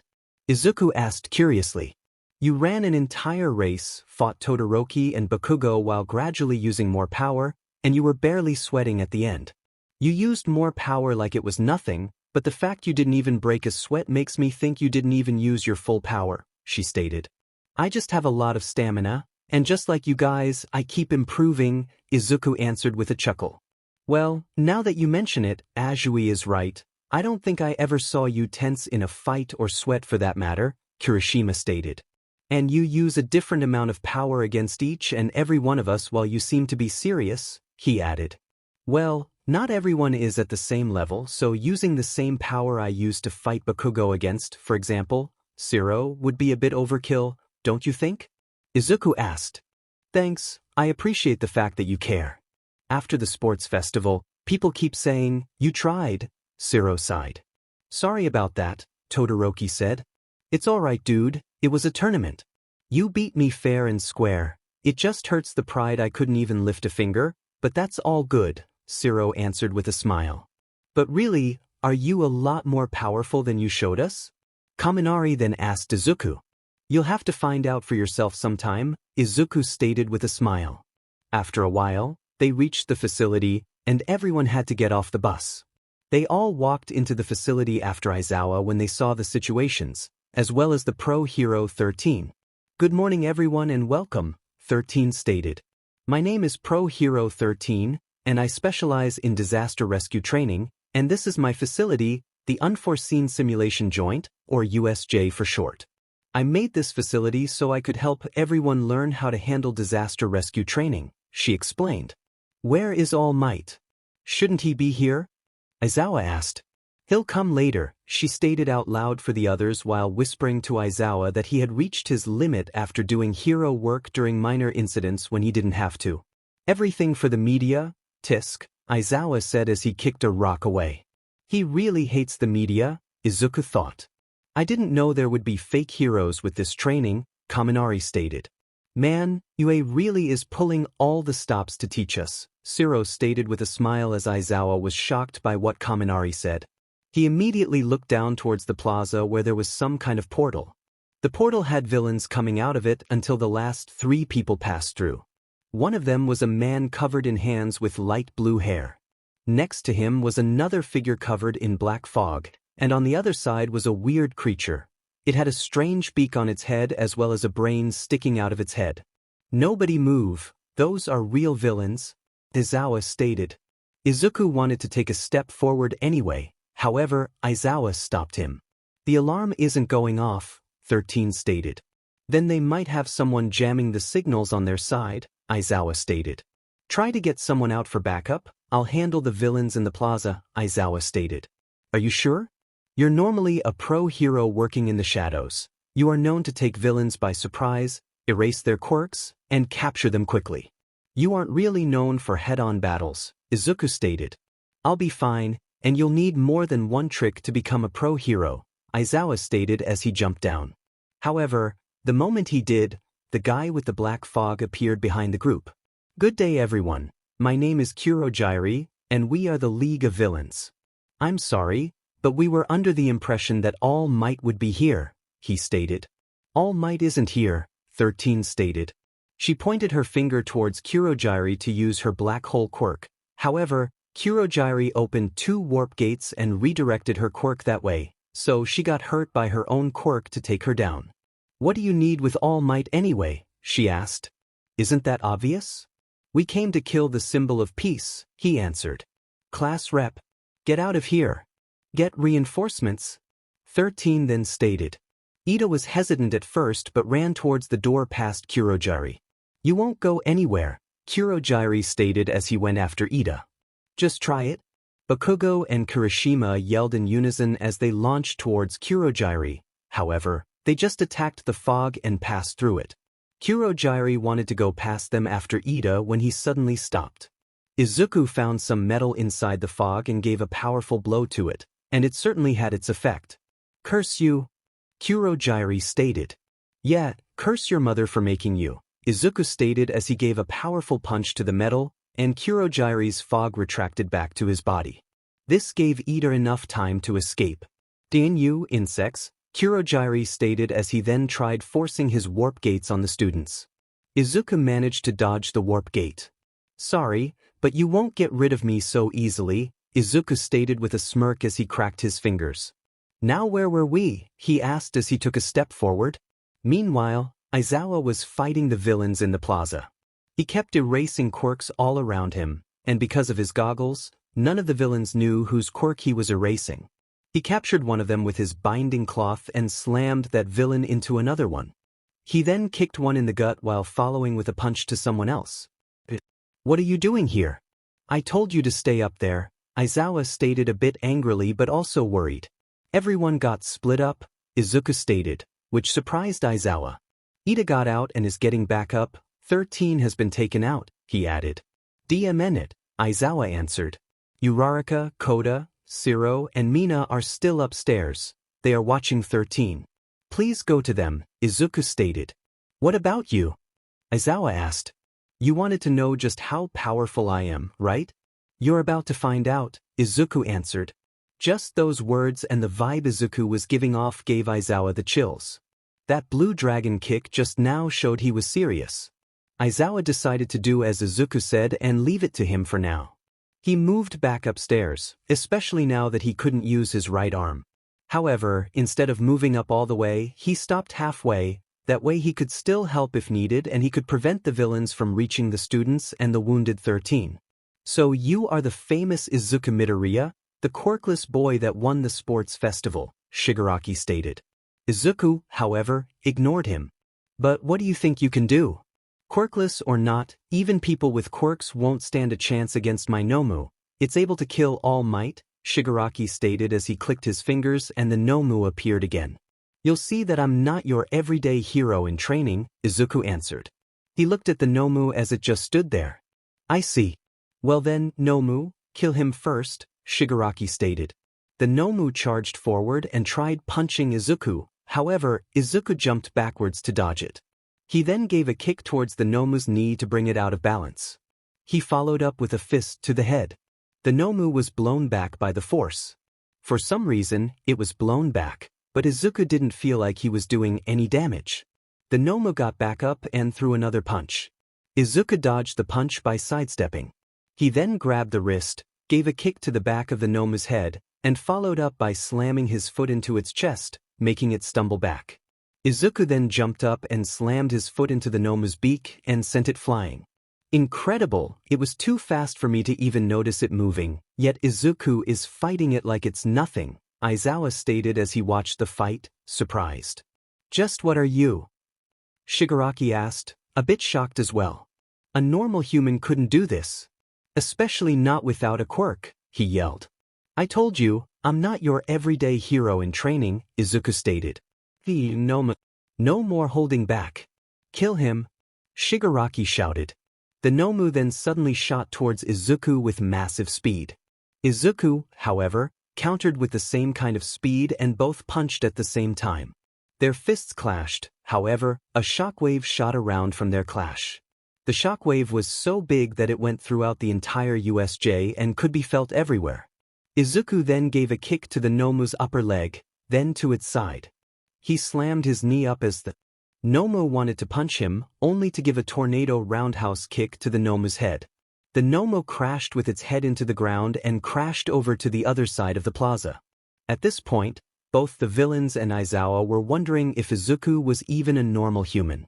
Izuku was fighting at All Might's level. He was sending a creature flying which was supposed to be able to kill All Might, and yet Izuku was fighting it. However, this time Aizawa could see Izuku was serious and that he wasn't holding back anymore. The Nomu got up again and jumped as it launched at Izuku. It was about to give a powerful punch from above. However, Izuku used his triple kick, which launched the Nomu up without landing its blow. Izuku landed back on the floor and immediately jumped up, cracking the floor underneath him as he did. He kicked the Nomu behind the head, launching the Nomu into the ground with massive force, creating a powerful explosion. Once Izuku landed again, the Nomu had gotten up and was now finally using its full power and speed. The Nomu managed to punch Izuku and launched him into a boulder. Izuku immediately got up again and shot towards the Nomu as he did the same. The Nomu was about to throw a punch again. However, Izuku kicked the fist away and wanted to counter, but his leg was grabbed by the Nomu's other arm and it tried slamming Izuku into the floor. Izuku, however, landed on his hands, slammed his other leg into the hand, and threw the Nomu away from him with his feet. Izuku landed on his feet again and immediately used his blue dragon kick again. The dragon slammed into the Nomu, however, it was only being pushed back. It barely had any effect on it. Don't bother. No matter how strong you are, this Nomu has shock absorption and regeneration, so there is no way you can beat it, Shigaraki stated. Shock absorption has a limit to it. My attack started doing damage some time ago, Izuku stated, which shocked Shigaraki. The Nomu launched at Izuku again. Izuku, however, used his first stance, Black Tortoise, to blow the Nomu back while releasing another massive shockwave. Afterwards, Izuku kicked his right leg back over the ground behind him.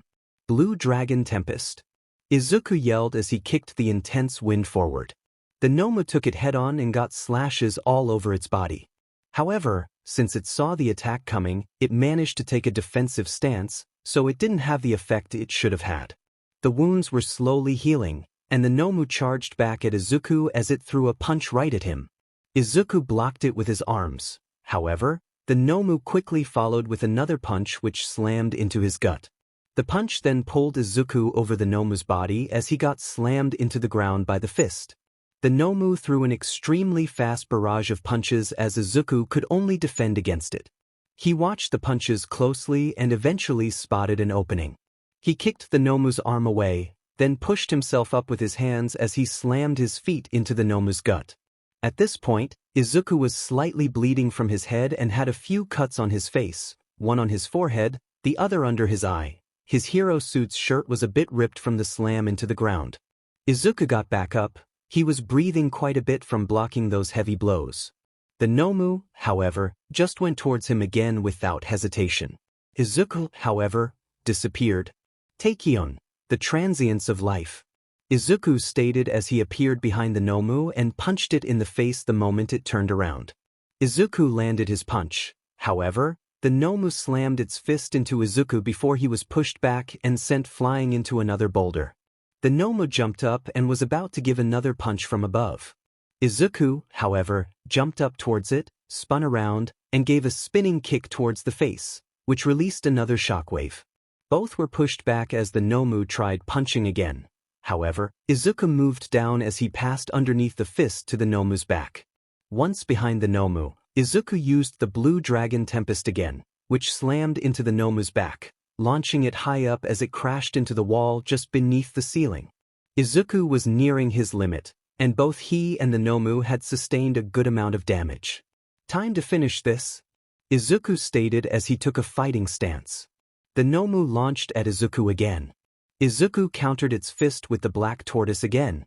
He immediately followed with his triple kick as the first stance left the Nomu wide open. The triple kick launched it into the air. Once in the air, Izuku used his Blue Dragon Kick to slam the Nomu into the ground. Once he slammed the Nomu into the ground, it bounced back up. Izuku then immediately followed with his twin Blue Dragon Kick at full force. This ends it, Izuku shouted as the two dragons slammed into the Nomu, shooting it through the roof far away. The students that saw it as well as Aizawa and the villains, all had wide eyes and were looking in shock. Izuku just launched the Nomu away that was able to kill All Might. "My Nomu! What have you done to my enemy?" Shigaraki shouted. "I will kill you myself." Shigaraki yelled as he ran towards Izuku. Izuku noticed him coming and threw a kick at him.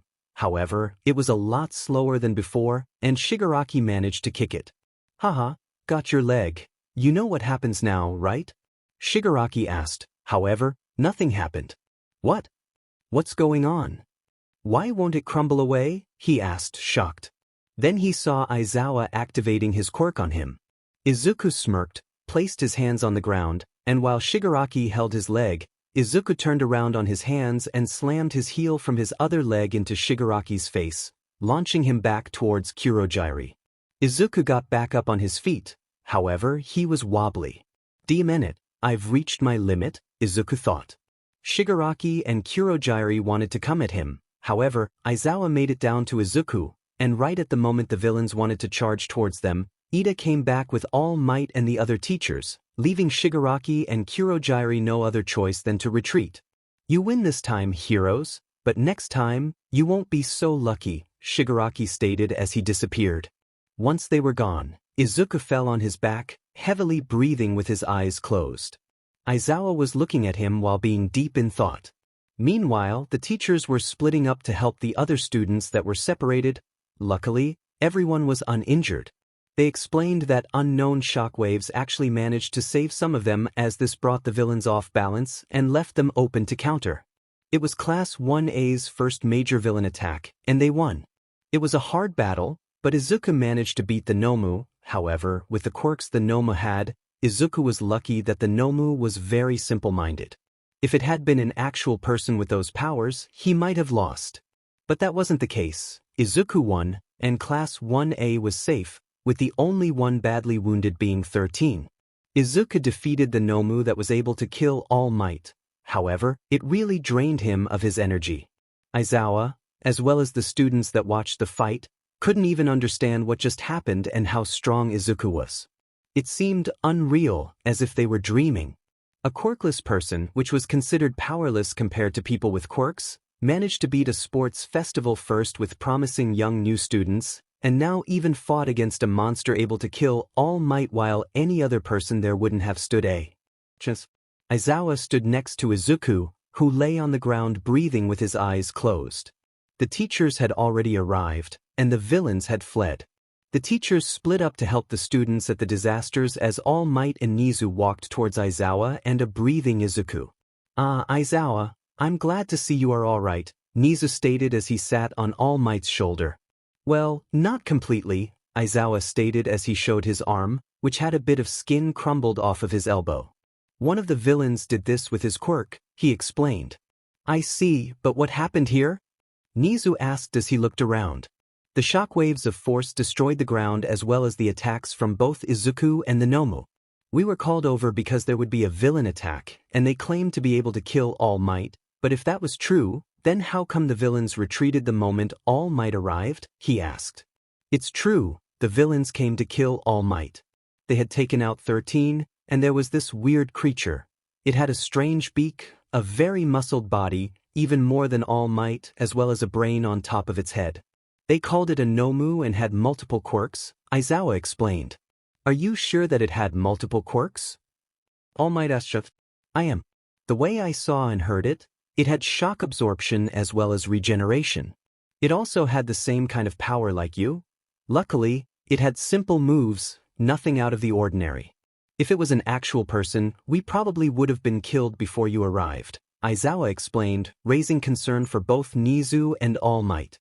But if that's the case, then where did it go? All Might asked. Aizawa pointed towards a giant hole in the roof.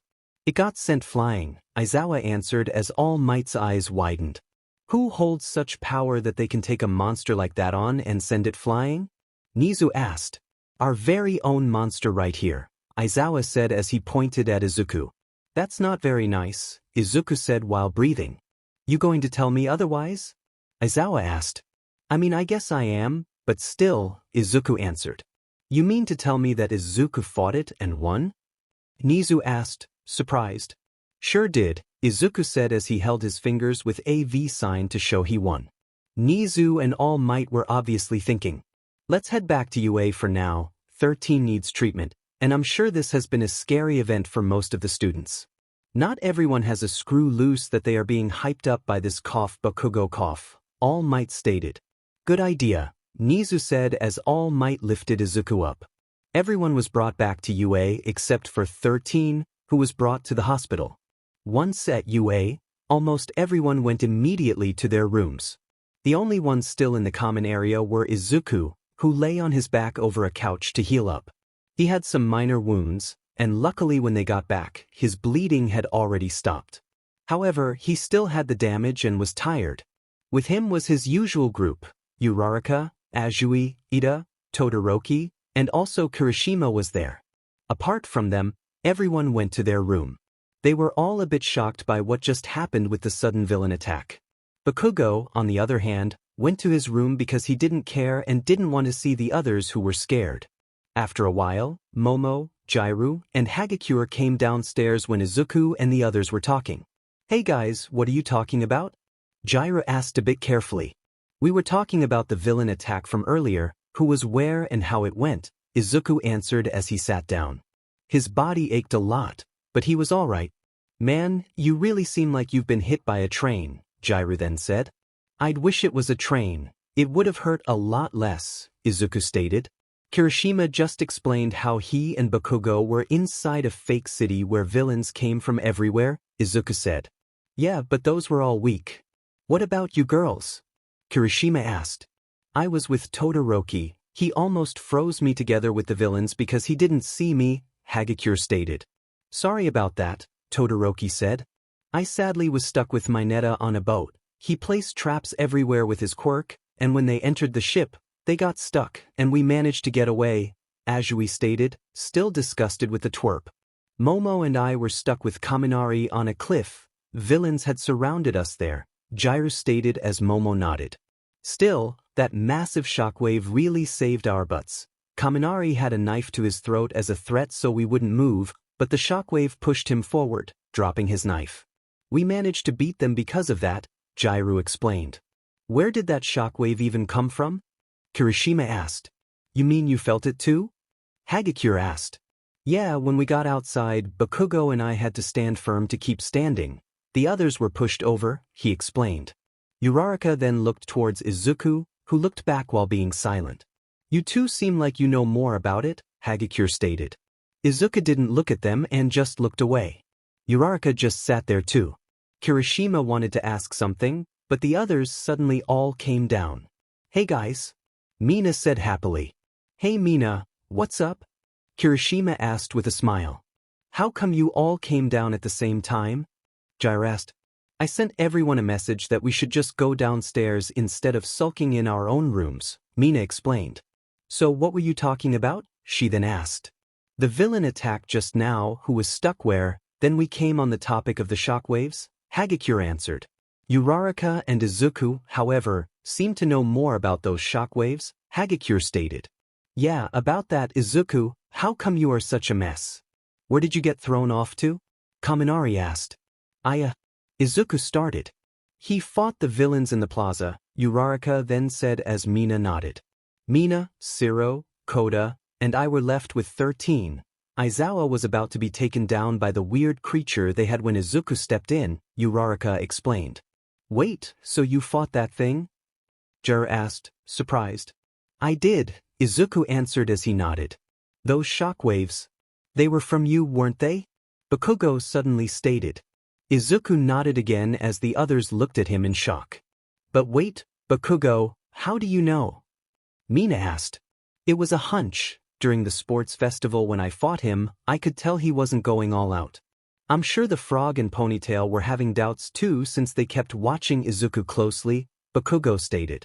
We had our doubts too after he used so much speed like it was nothing, Azui answered as Momo nodded. Think about it. He created a huge distance during the race without any of us noticing. He fought his way through the tournament without breaking a sweat, then there were all these shockwaves shortly after we were all separated, Bakugo explained. I hate to admit it, and this will be the only time I do so, but Izuku is way stronger than us, Bakugo stated as he gritted his teeth. Never thought I would hear you ever say that, Izuku sighed. But it's true I held back against all of you. I mean, who would actually believe a quirkless boy to be so strong? You might have seen me like some kind of monster, Izuku sighed. Thank God you held back, Siro stated. If you had used such power on any of us, we'd be in huge trouble, he stated. Alright, so now we know how strong he actually is, can we sign my petition? Todoroki asked. What kind? Jiraiya asked. Where Izuku will beat up Endeavor, Todoroki stated. I'll sign. Bakugo stated calmly. I must have been hit on the head harder than I thought, Izuku stated. Maybe I should see Recovery Girl anyway, he added. Why? Uraraka asked. Bakugo being nice twice in a day? Never happened before and is just impossible, Izuku answered. I could try to murder your butt again, Deku. Bakugo shouted. See, that's more like the real Bakugo, Izuku stated as everyone laughed. I only said I'd sign because it was fun to see Endeavor getting so angry. You don't have to have an amazing quirk, you are amazing the way you are, even if you got bullied, you got so powerful, and you are so kind and gentle, you help people whenever you can, you changed Todoroki and Bakugo, and you saved us all from that monster. You are more amazing than you realize, Momo stated. And the moment I felt like I wanted to give up, when I felt so down, you were there for me. The things you said to me helped me a lot, and I'm very thankful for it, she stated as she pulled back a little and looked at him. So don't go saying you are nothing special, because to me you are the most amazing person there is, Momo said softly as she stepped on her toes and kissed Izuku softly on his lips. Izuku was surprised at first. However, he accepted it and returned the kiss. Ahem, I'm sorry to interrupt your moment, Aizawa suddenly said as Izuku and Momo parted their kiss, taking them completely by surprise. Momo was blushing that she was caught kissing Izuku. Oh hey Aizawa, sorry, we didn't see you, Izuku stated. I just arrived. Izuku, could you come with me? There is something we'd like to talk to you about, Aizawa stated as Izuku nodded. Is it alright if Momo joins? Izuku asked. Well, it's about yesterday, so it's up to you, Aizawa answered. Well, if it's about my power, they'll find out eventually anyway, so it doesn't really matter if she hears it now, Izuku stated. Alright then, come with me, Aizawa stated as they walked towards Nizu's office. Once there, the other teachers were there as well. Ah, thank you for coming Izuku, and good morning to both you and Momo, Nizu stated. Good morning, sir. I heard you wanted to talk to me about something? Izuku asked. That's right. After the incident yesterday, we realized just how powerful you are, Nizu stated. However, this also raises a different question, he stated. Alright, let's hear it, Izuku said as he had a feeling that he knew where this was going. We were glad that you are this powerful because thanks to you, everyone was safe and the Nomu was beaten. However, we'd like to know, how did you get so powerful? Nizu asked. Hold on, are you thinking Izuku secretly does have a quirk or that he did illegal things to gain power? Momo asked. It's alright, Momo, I knew those questions would be coming either way. To answer those thoughts, I don't have a quirk, you may test me at a doctor if you want to, and I haven't done anything illegal, Izuku stated. We weren't actually thinking that, All Might stated. If it was that easy to become so powerful, we would have had a lot of other people at the same level running around, both on our side and the villain's side, but you are way stronger while being quirkless while many young heroes train day in and day out with their quirks, and you've reached a level which most pro heroes haven't even reached, he explained. Our question was, are you really just a normal human? All Might asked. There was a bit of a silence. Well, I guess I'm not really normal, but I am human, I guess, Izuku sighed. Tell me, have you ever heard of the name Sun Wukong? Izuku asked. You mean the person punished by God to live with the appearance of a monkey? Momo asked as Izuku nodded. Sun Wukong may have had the appearance of a monkey, however, he was still human. He trained Taekwondo and became the first real hero without a quirk. In fact, he was considered a god later on, Izuku stated. I know about that, I've read or heard it somewhere before, Aizawa stated. I don't know if you'll believe me, but I'm the reincarnation of Sun Wukong, Izuku stated as they had wide eyes. I understand if you don't believe me, in fact, I couldn't really believe it myself. I read about his Taekwondo in some books of his and started to train. However, while doing so, it felt like I used those moves already before even trying them. After a while, I began seeing flashbacks, and during meditation, I had contact with Sun Wukong himself, Izuku explained.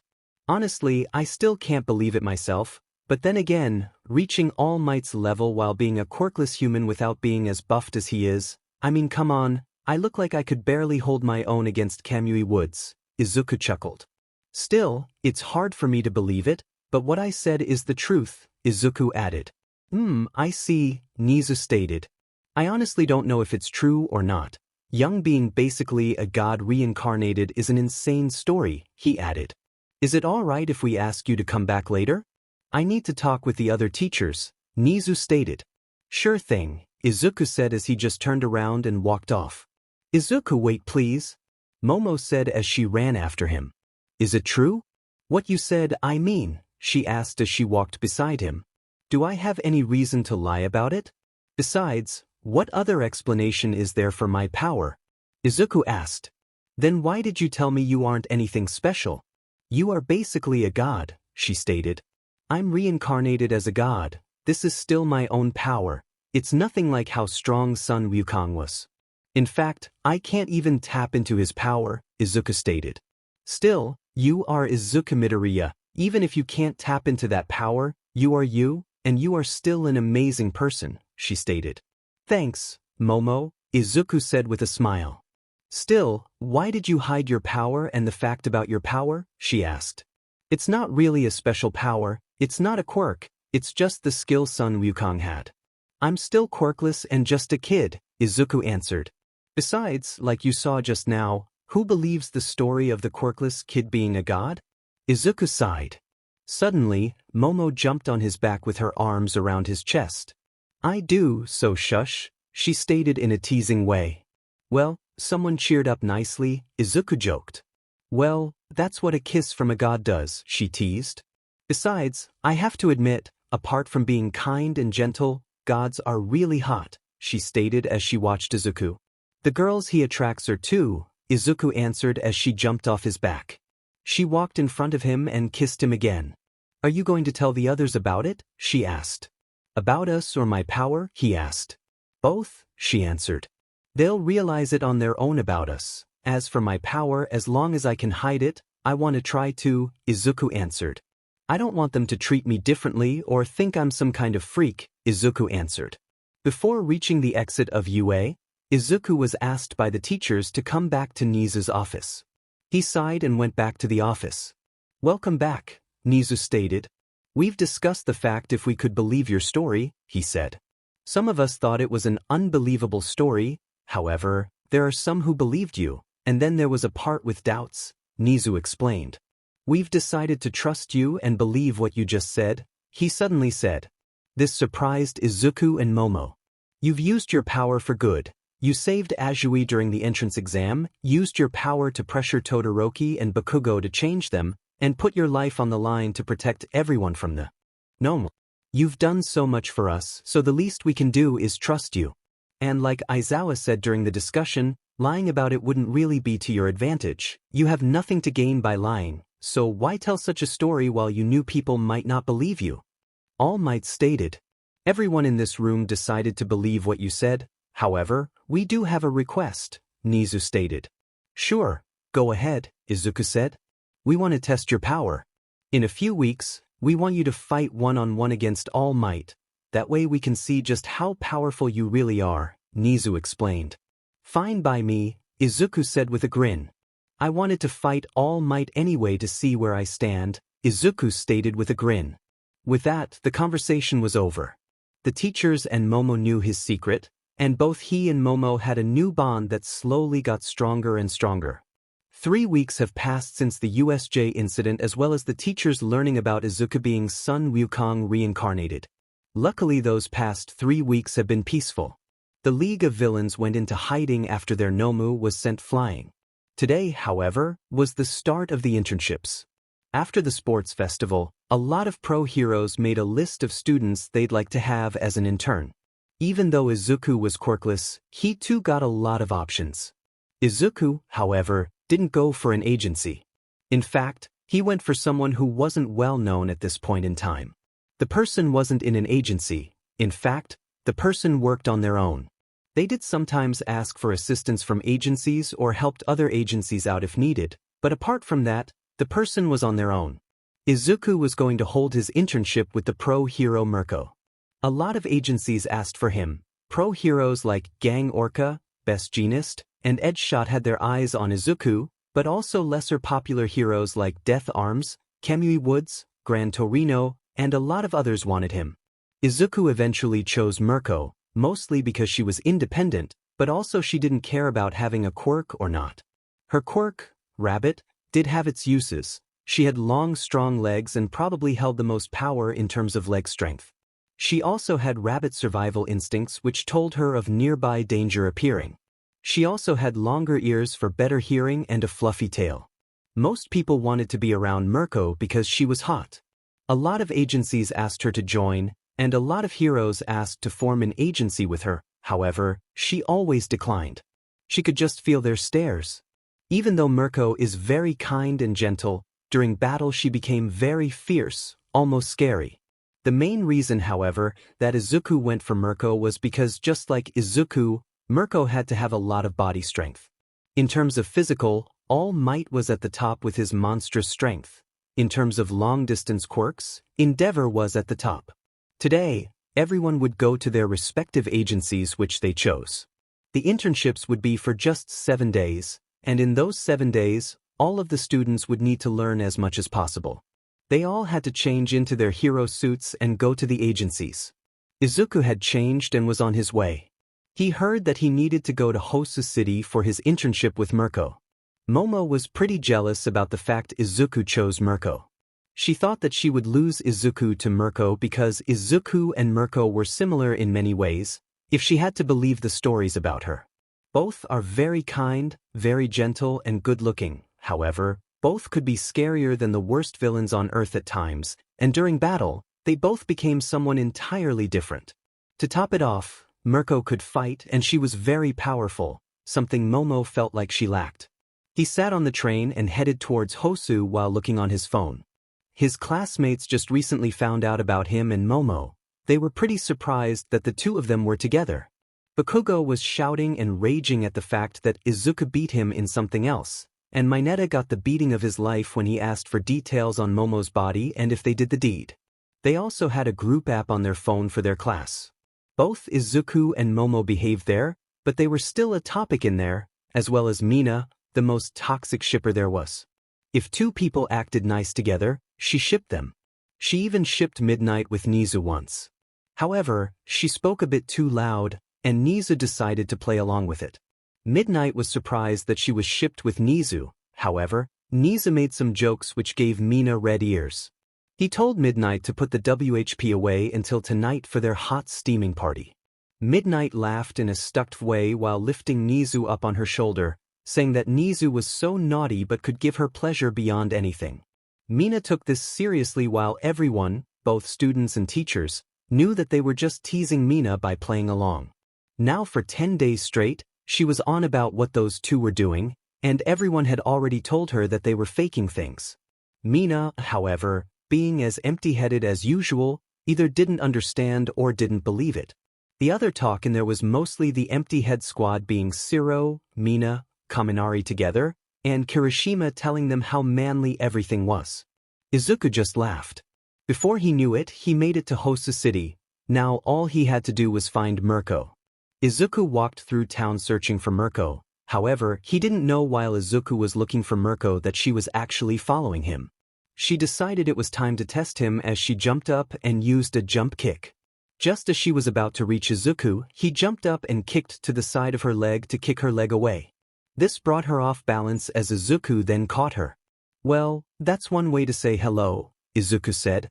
"Not bad, kid, and yes, sorry, I wanted to test you if you really were as good as I saw on TV or if the people were just weak, but I have to admit, I didn't expect that you'd notice me without even looking," she answered.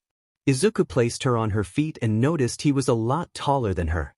"Man, you are tall," she stated as she stood in front of him.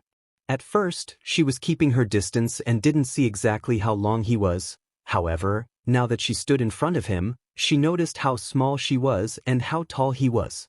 "Well, thanks anyway that you asked me if I wanted to hold my internship with you," Izuku stated. "Don't worry about it. I know how quirkless people are being treated, and it's disgusting.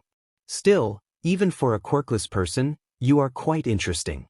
You need a lot of force to be able to kick away that attack just now, and it seemed easy to you, not to mention that you won the sports festival without breaking a sweat," Mirko explained. Izuku just smiled at her. "So what do I have to do first for my internship?" Izuku asked. How about we find an open space first? I want to have a little sparring match with you to see how good your technique is and how I stand compared to you," she stated. "I'm more of a kicker though," she stated as she was thinking. "Not a problem, I sometimes use punches, but I mostly kick as well," Izuku answered. "You sure you want to hold a contest of leg strength, kid? I'm sure you are strong, but if I got confidence in something, it's my leg strength," she answered. "Sure, if I can't beat you with my legs, then maybe I can find a way to improve what I lack," Izuku stated with a smile. "I like your thinking," she said with a grin. Izuku and Mirko found an open spot not much later. They started their sparring match. Mirko ran towards Izuku with great speed. It wasn't something Izuku couldn't keep up with. However, it was faster than he saw most heroes move. She jumped towards him as she wanted to give a spinning kick. Izuku also jumped up with a spinning kick. Their clash created some air pressure around them, and to Mirko's surprise, Izuku was actually keeping her back. They both landed as she immediately attacked again. She tried giving another kick while she turned around.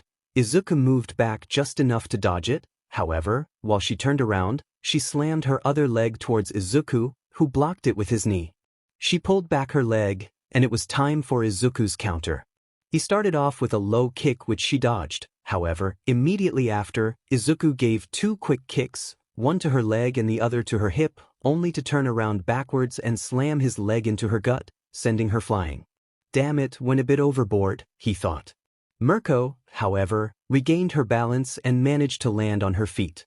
She jumped up high into the air with her leg strength and was about to slam her heel down on him. She, however, made a smart move. As Izuku looked up to watch her, he couldn't see because the sun was directly above her.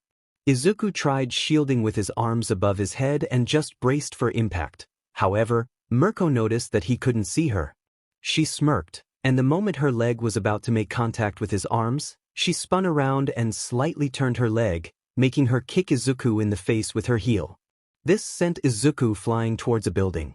Izuku, however, regained his balance and landed on both hands and feet. The moment he got up on his feet again, Mirko was coming at him with another kick. Izuku dodged it and she passed him. Izuku took a few steps back as she got up. She then jumped towards the building, used it as a springboard to use her tactic again. Izuku, however, wasn't falling for the same trick twice. He jumped backwards so she wasn't in front of the sun anymore, and he immediately jumped towards her. She tried kicking him midair.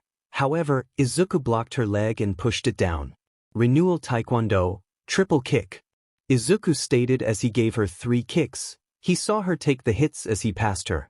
He landed against the wall as he jumped up and turned upside down. He kicked Mirko towards the ground, and she crashed into the floor hard. Izuku landed in front of her. I think that's enough for now, Izuku stated. Yeah, I can't believe you actually beat me in a contest of leg strength. You pushed my leg away like it was nothing, and you could even take my hits and give stronger ones, she stated with a smile.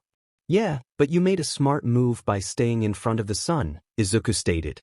Yeah, I wanted to teach you to use your surroundings, and even if you are weaker, use tactics, but you already knew that seeing how you used the wall to get back to me, she explained. You want to grab something to eat? She asked with a gentle smile. Yes, please, Izuku answered with a smile. They went to grab some food, then headed towards Mirko's apartment. Sorry for the mess, I did a lot of hero work recently and didn't really have time to clean up, she stated. Izuku didn't really mind. She explained how he could stay over and use the couch, but she also gave him the option to stay in a hotel which she would pay for. Izuku, however, answered saying the couch would be fine. It would be easier for him to stay close for the internship than move between her apartment and the hotel room, and he didn't want her to waste money on a hotel room for him. Besides, this way he was close by if something happened. He didn't think Mirko was weak, not by a long shot. However, seeing how the League of Villains made a creature to kill All Might, he felt uneasy about the villains. Then there were the rumors of the hero killer Stain being in Hosu. It's something he didn't want to think about. He heard that Stain had even killed people close to the top 10 heroes, meaning Stain wasn't someone to be taken lightly. In fact, there was an order on TV: if you encounter the hero killer Stain in a one-on-one, run and try to find backup. That's how dangerous the hero killer Stain was. A week ago, he even took down Ingenium. Izuku, however, gave him a spinning kick to the arm, which broke the arm. This made the Nomu lose grip of the pro. Izuku caught the person and brought him to safety. Izuku then immediately used his blue dragon kick, which defeated the Nomu. Wow, some of the pros said as they saw it. We're thankful for your help, but you do know that you can't use your quirk without a license, right? A woman stated. I don't have a quirk, so don't worry about that, Izuku stated. Wait, now I recognize you. You are Izuku Midoriya, the quirkless boy that won the sports festival, she stated as Izuku just nodded. You should hurry up and tie them up before they rampage again, Izuku stated. Oh right, sorry, she said as she ran towards the Nomus. Izuku wanted to head out towards the next Nomu when he suddenly heard Mirko in his ear. "Izuku, emergency. I need you here now," she said as she gave him the location of where she was. Luckily, they had been there a few times already, and it was close to the spot where they sparred, so Izuku immediately knew where to go. He quickly ran towards where she was and jumped on a roof, then jumped from roof to roof. After just a few minutes, he already made it to where Mirko said she needed help. However, when he neared her location, his eyes widened. Mirko was down as well as two others, and her leg was pierced by a sword, which someone pulled out, making her scream in pain. Izuku jumped down there at full speed and used a spinning kick just before he touched the ground to kick the villain away. His landing created a lot of force, which blew through the street where he landed. After kicking the villain away, Izuku immediately turned around to Mirko. She had piercing wounds in both her legs, as well as a lot of cuts around her leg and ankle. "I'm sorry that I didn't make it here sooner," Izuku stated softly. "It's all right, you are here now, but you should take those two away while you can," she stated as she pointed behind her. Behind Mirko were two people, one being the pro-hero native, the other being his classmate Ida. "Ida? What are you doing here?" Izuku asked. The one with the glasses only showed up to get revenge for his brother, the villain behind Izuku said. "Instead of trying to be a hero, all they thought about is revenge. He is the perfect example of how a hero should not be," the villain stated. "Then again, all you heroes should just die, you're all fake," he added. "Oh really? And who are you to decide who is real and who is fake?" Izuku asked as he got back up. He turned towards the villain. "No, Izuku, don't. You can't beat him," Mirko stated. "Ah, so you are the famous Izuku Midoriya? Good of you to show up, I've been looking for you," Stain said. "You know, some people see you as bothersome and I've been asked to eliminate you," Stain said with a dark grin. "No miss, League of Villains, Hero Killer Stain, I've had it with you people, all you do is hurt others. You've already killed or severely injured dozens of pros. Pros who risk their lives for the people, pros who have a family to protect, and even now you've hurt 3 more people," Izuku stated. "This is going to stop, right here. Right now," Izuku said. "Oh really? You know who I am. And what I do, and yet you still want to try and stop me. Fine, you'll lose your life before those 3 meet their end," Stain stated as he took a stance. Izuku didn't respond and just stood there, eyes being overshadowed by his hair. "What's wrong? Did you suddenly get scared?" Stain asked. However, there was still no response. "If you aren't going to speak, then I'll just kill you where you stand," Stain shouted. Stain threw multiple knives towards Izuku, who dodged them easily. Stain then charged towards Izuku with his sword. Izuku countered by dodging the sword, then kicking Stain's wrist and pushing the sword down. Izuku followed up by slamming his elbow into Stain's face. The elbow made Stain drop his sword. Izuku didn't let up and started attacking. Izuku first threw multiple punches to Stain's face. He then gave a kick to the face, turned, and followed with a heel kick, then turned back around to give a spinning kick to Stain's neck. He grabbed Stain and slammed his knee into Stain's gut, making him gasp for air. Izuku then gave a brutal barrage of punches and kicks, which created cuts all over Stain's body. He also made Stain cough blood a few times.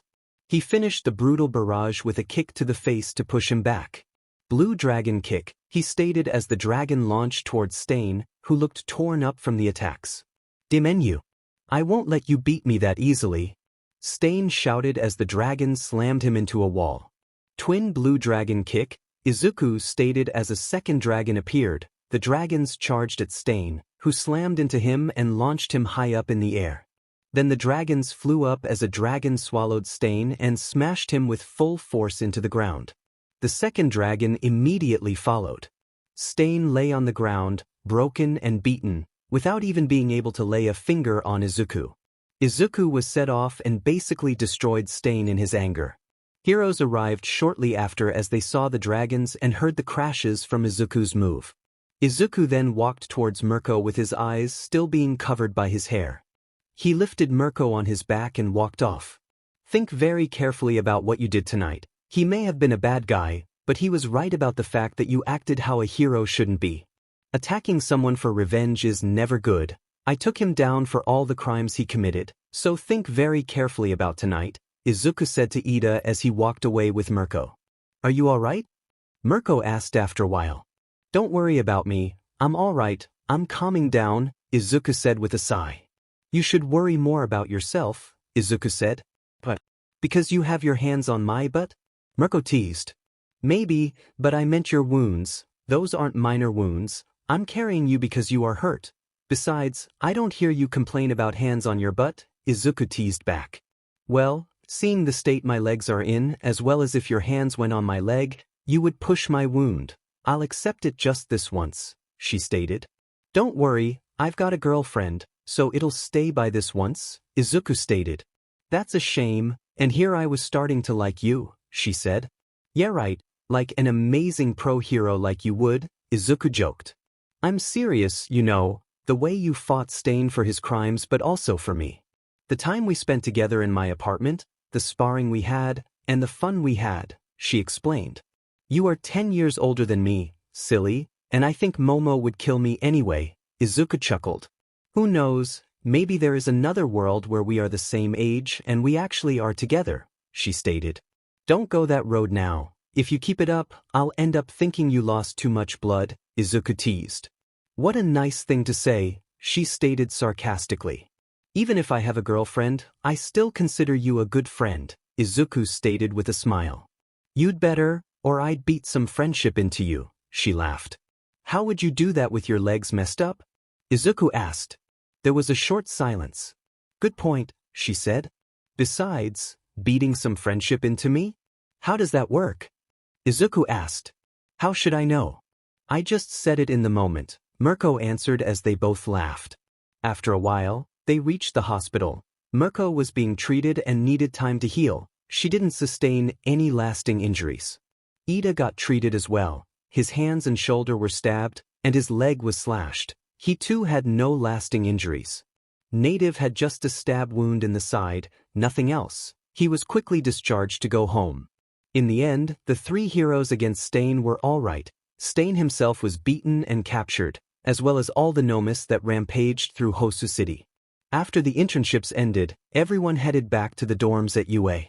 Most students, however, arrived late in the evening and went straight to bed since the next day would be Monday, which meant Aizawa. Class 1A did hear about Ida being involved in the incident with Stain. Izuku was completely left out of it. The chief of police didn't think it would be smart to state that another student was in the incident, let alone a quirkless boy. So the story ended up being Mirko saving the pro-hero native and a young student from the hero course at UA while getting wounded in the process.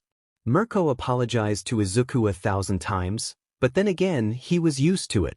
He may have a different power. He was still quirkless, and there are a lot of people who discriminate against quirkless people. Izuku told her it was all right and that he was used to it. He wished her a fast recovery and headed back towards UA. Once there, Aizawa was waiting for him at the entrance. Mirko had called UA with the actual story of how it went, and they wanted to hear it from Izuku himself since they heard two stories now. Izuku then explained how it really went, and Aizawa actually was a bit amazed. Izuku took down a Nomu who could kill All Might, but Stain was a different level. He may not have the destructive force of a Nomu, he did have a lot of speed and agility, and to top it off, he held a sword. If the sword made contact, it would have done a lot more than a punch would. The next morning, everyone headed to class. Ida, is it really true that you were injured against the hero killer Stain? Kirishima asked. Regretfully, it's true, Ida stated. Man, you are so lucky Mirko came to save you. Mina yelled. You heard the stories of how his victims turn out, right? You were lucky it didn't happen to you, she added. Ida looked in Izuku's direction.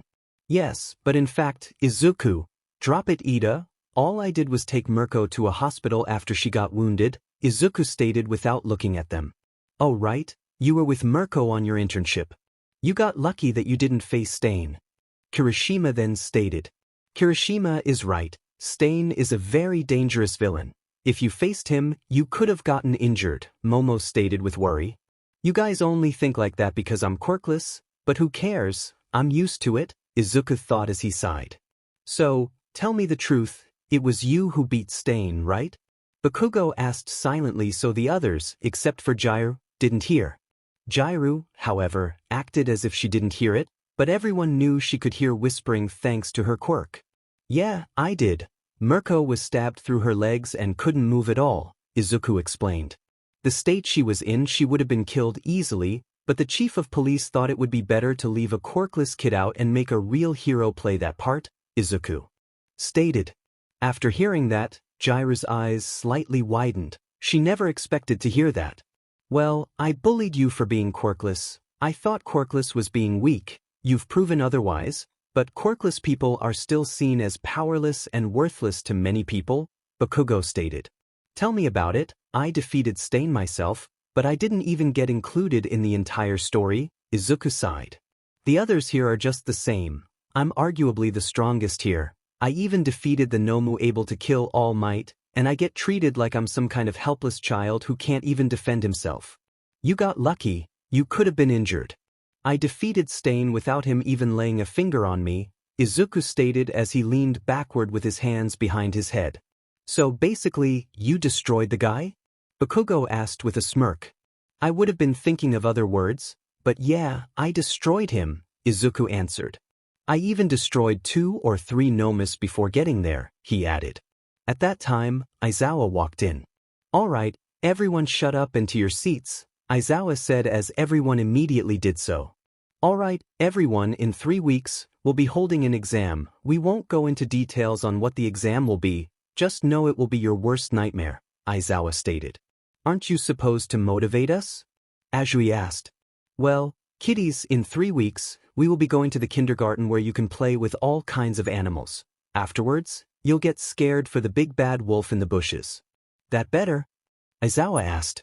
That was actually creepy, Kaminari said as he was completely pale.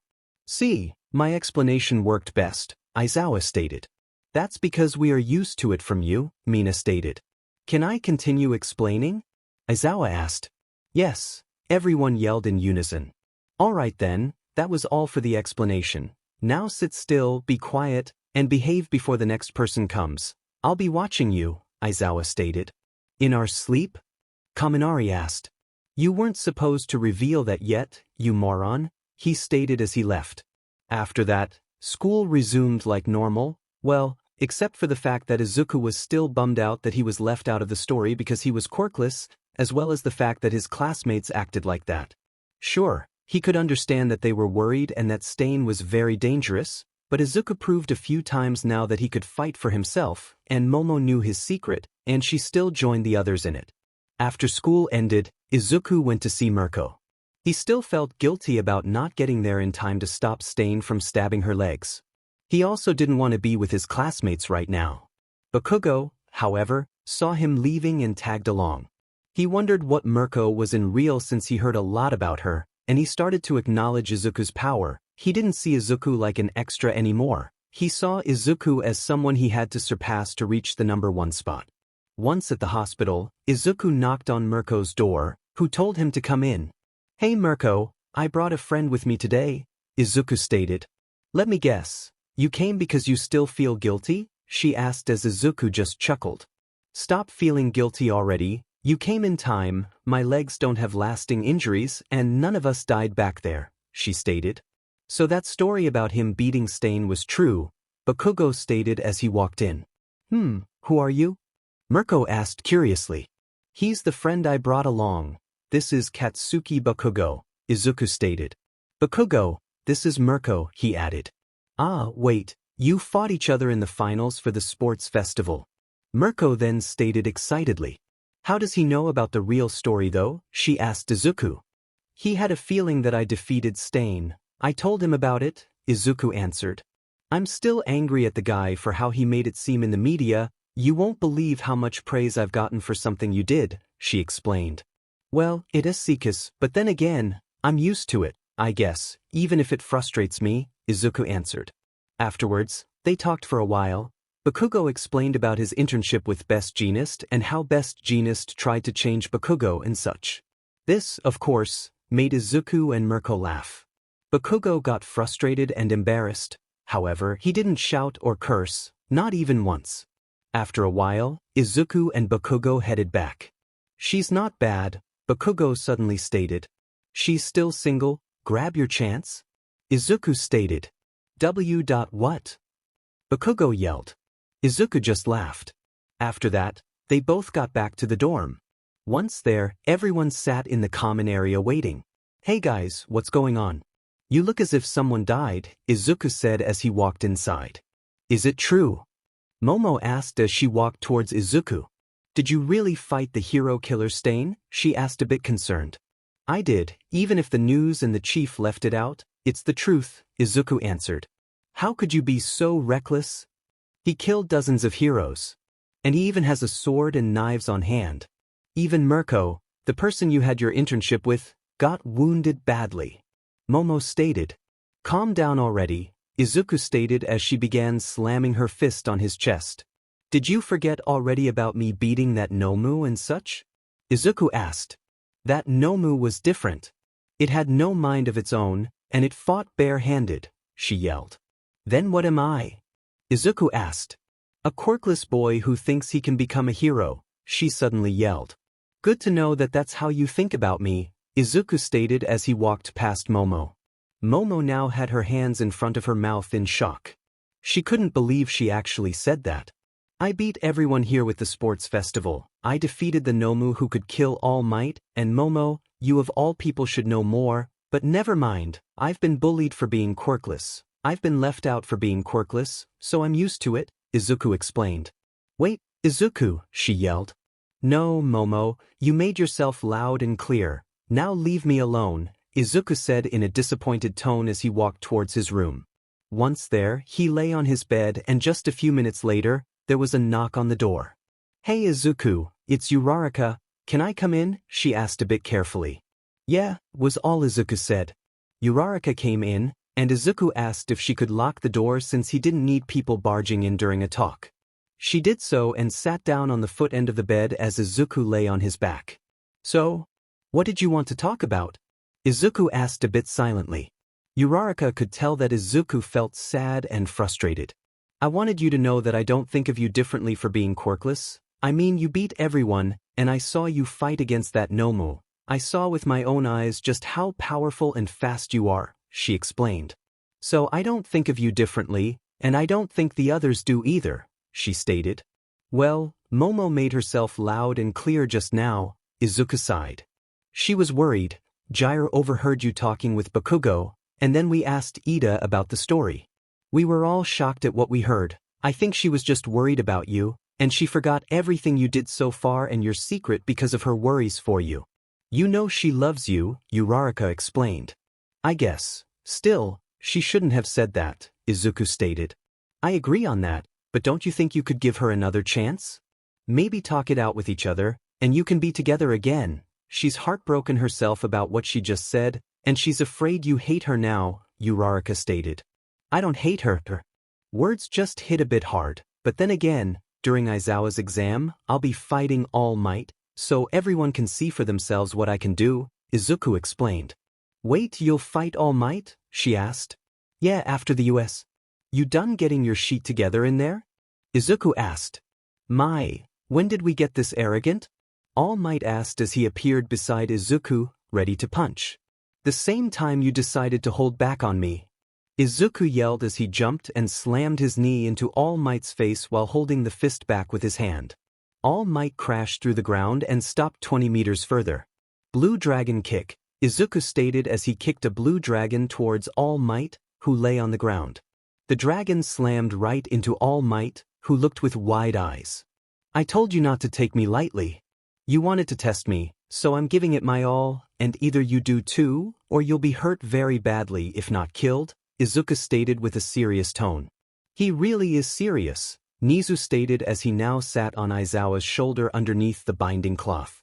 Yeah, but that's what we wanted. However, he isn't bluffing. If he keeps this up and All Might keeps holding back like this, he'll really die, Aizawa explained. But All Might is the #1 hero, the symbol of peace. If he goes all out, there is no way for Izuku to win, Kaminari stated. Maybe you all shouldn't underestimate your classmate, Aizawa stated. Even if All Might goes all out, Izuku will still win, Bakugo said as Todoroki nodded. All Might got back up, his hero suit ripped on the arms and his chest, his head bleeding and so was his nose. You really don't hold back, do you? All Might asked. You guys wanted to test me. If you want to test me, I need to use full power. I told you not to take me lightly, Izuku stated. Suddenly, he disappeared and appeared in front of All Might. Now use your full power, Izuku stated as he kicked All Might in the chest. Izuku immediately followed up with a heavy punch to the gut, then grabbed All Might's arm and threw him into a building. Alright young man, I'll go all out too now, All Might stated as he buffed up slightly more. They could all see that All Might was serious right now. About time, Izuku answered with a smile. I hope you won't regret this, All Might stated. Same to you, Izuku replied. All Might then jumped down, ready to punch him. However, Izuku jumped towards him to counter. They neared each other with incredible speed. Renewal Taekwondo, triple kick. Izuku yelled. The first kick blocked the fist midair, the second kick kicked the arm away, and the third kick slammed right into All Might's face, launching him through more buildings. What the hell? Mina shouted. You were all thinking about the fact that Izuku is quirkless, but he has more power than all of us combined, Bakugo stated. Now you see just how powerful he is, so stop treating him like a defenseless child or a quirkless kid who can't do a thing. If any one of us has a chance to become a real hero, it's him, Bakugo stated. Aizawa and Nizu then both looked at Bakugo, surprised with wide eyes. What? Bakugo asked. That was out of character, they both stated in unison. I can be however the hell I want to. Bakugo yelled a bit embarrassed. Then again, even if it's out of character, he isn't wrong, Aizawa stated as he looked back at the screen. All Might suddenly shot out of the building and launched at Izuku, who was ready to counter. Detroit Smash. All Might shouted as he was about to punch Izuku head-on. Izuku threw his arm in front of it and enforced it with his other arm but was sent flying. Izuku crashed into a wall very hard, however, before they noticed it, he appeared behind All Might. He tapped All Might's shoulder, who had wide eyes from it. All Might tried giving a backhanded smash. However, Izuku had disappeared again but appeared in front of him, kneeing him in the gut. Izuku then followed with an uppercut. All Might took a few steps back and wanted to give a punch. However, Izuku blocked it by slamming his knee underneath his fist. Izuku then kicked All Might's leg, making him lose his balance. All Might quickly got up as Izuku suddenly began kicking. He gave a kick, then turned around, giving a heel kick followed up by another kick. All Might was having trouble blocking everything. He, however, found an opening and wanted to use another smash at Izuku. However, Izuku created the opening on purpose. First stance, Black Tortoise. Izuku yelled as he slammed his fist together with All Might's fist. The clash destroyed the surrounding buildings as they crashed to the ground before All Might was launched back. Twin Blue Dragon Kick? Izuku yelled as he kicked two dragons towards All Might as they crashed into him. After a short while, All Might was back on his feet but was breathing slightly. I'm not done yet. All Might yelled as he threw an air pressure attack towards Izuku. Izuku blocked it with his arms. However, right at that time, All Might punched him in the face. Izuku crashed into a building as All Might then grabbed his leg and slammed him through the wall. Izuku kicked his face to break loose. However, All Might just grabbed the other leg and slammed Izuku towards the ground. He immediately flew after Izuku, and once Izuku bounced from the ground, All Might slammed his fist into Izuku's gut, making him cough blood. The teachers were shocked that All Might was taking it this far. They've never seen him like that. Izuku, however, grabbed the fist, then gave a low kick to All Might's legs, and while All Might was falling, Izuku slammed his knee under All Might's gut to blow him away. Izuku then got up. However, he was breathing as well now and had some blood out of the corners of his mouth. The strangest thing the classmates and teachers saw, however, was that Izuku was smiling. Not just a made smile, but he was actually enjoying himself. All Might got up again. However, he too was surprised to see Izuku smile like that. Are you done already, old man? Izuku asked. Old man? I'm not that old, you know, All Might stated. Old enough to have your butt kicked by me, Izuku grinned. Oh ho ho, now you've done it, young man, All Might stated with a smile. Come and get me, Izuku stated as he calmly stood there. All Might charged at Izuku with full force. Takeion, transience of life, Izuku stated as he disappeared before All Might's attack could reach him. Izuku suddenly appeared behind All Might, who tried slamming his fist into him. However, when he did, Izuku was gone again and back at the spot he disappeared from. Izuku kicked him under the jaw at the same time that All Might slammed his fist into Izuku's chest. Izuku was pushed back, and All Might flew up in the air. All Might, however, used his air force behind him to launch at Izuku. However, Izuku had jumped up and slammed his knee into All Might's gut as he wasn't able to block because of the force. All Might suddenly stopped midair while Izuku was pushed towards the floor. However, the moment Izuku landed, he jumped up and spun around, only to slam his leg into All Might's chest, launching him high up in the air. Twin Blue Dragon Kick? Izuku yelled as two dragons flew up at All Might. The dragons arrived above All Might and slammed him into the ground. All Might, however, wasn't taken out just yet. Both he and Izuku were breathing but smiling as well. Let's end this, Izuku stated. All Might then pulled back his fist for his last mighty blow. Izuku slammed his left leg backward to create an air current around him. All Might slammed his fist forward. Blue Dragon Tempest. Izuku yelled as the air pressure attacks flew right at each other, slamming into each other and creating an explosion that swallowed both All Might and Izuku. However, the moment the explosion was gone, All Might was up in the air, and Izuku was still standing. All Might landed on his back as smoke came from his body. Izuku defeated All Might and won his exam. After that, Izuku went to the spectators' room where everyone was, and All Might was brought to Recovery Girl. Everyone congratulated Izuku on his win against All Might as Izuku just chuckled. Afterwards, Momo pulled him out of the room. She apologized for treating him like a quirkless boy who couldn't even defend himself. She also told him she was proud of him and how amazing he was. She kept on talking until Izuku cut her off by kissing her on the lips. You talk too much, Izuku stated. Well, I don't mind being stopped like that, she answered with a smile. Good to know, I like this way too, and it's effective, Izuku answered with a grin as he kissed her again. Momo and Izuku were back together again, and Izuku won his exam against All Might. The other students all had their own exams, and luckily everyone had passed. Class 1A was on a roll. Izuku and Momo had gotten back together, and everyone passed their exam. Aizawa then told everyone that the test was held to see just how far all the students had gotten as well as to decide who was ready for the license exam. Even though Izuku didn't have a quirk, he still decided to take the license exam. This was so even if they made a rule that he needed a license to do hero work, he would have it by then. It's been another 3 weeks since the exam. Izuku and Momo have been on a few dates. Izuku got in a few more fights with Todoroki, Bakugo, and a few others to see how they improved. Izuku also went with Bakugo to see Mirko, and in the end, Bakugo got his butt kicked by Mirko, which was hilarious for Izuku and shocking for Bakugo. Mineta was almost killed as he tried getting into the girls' bathroom. Mina almost burned his eyes off with her acid, and after he got out, Bakugo, Izuku, Todoroki, Tokoyami, Ojiro, and Kirishima were waiting for him, all with their quirks activated. Izuku just needed to glare at the troll to bring fear to his very being. Today, however, it was time for the license exam. They arrived in front of the building with their suitcases for their hero suits.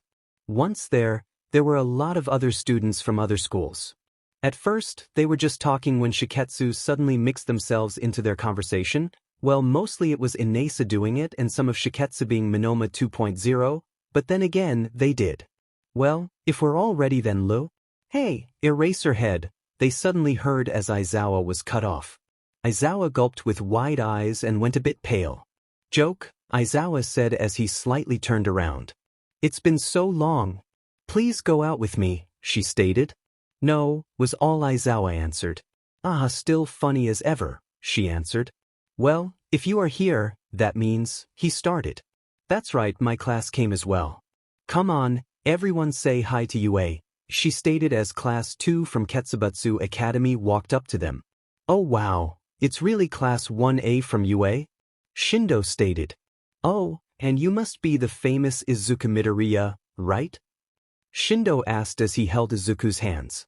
Let go of my hands, please, Izuku answered a bit uncomfortable as some others from Ketsubutsu stood around him.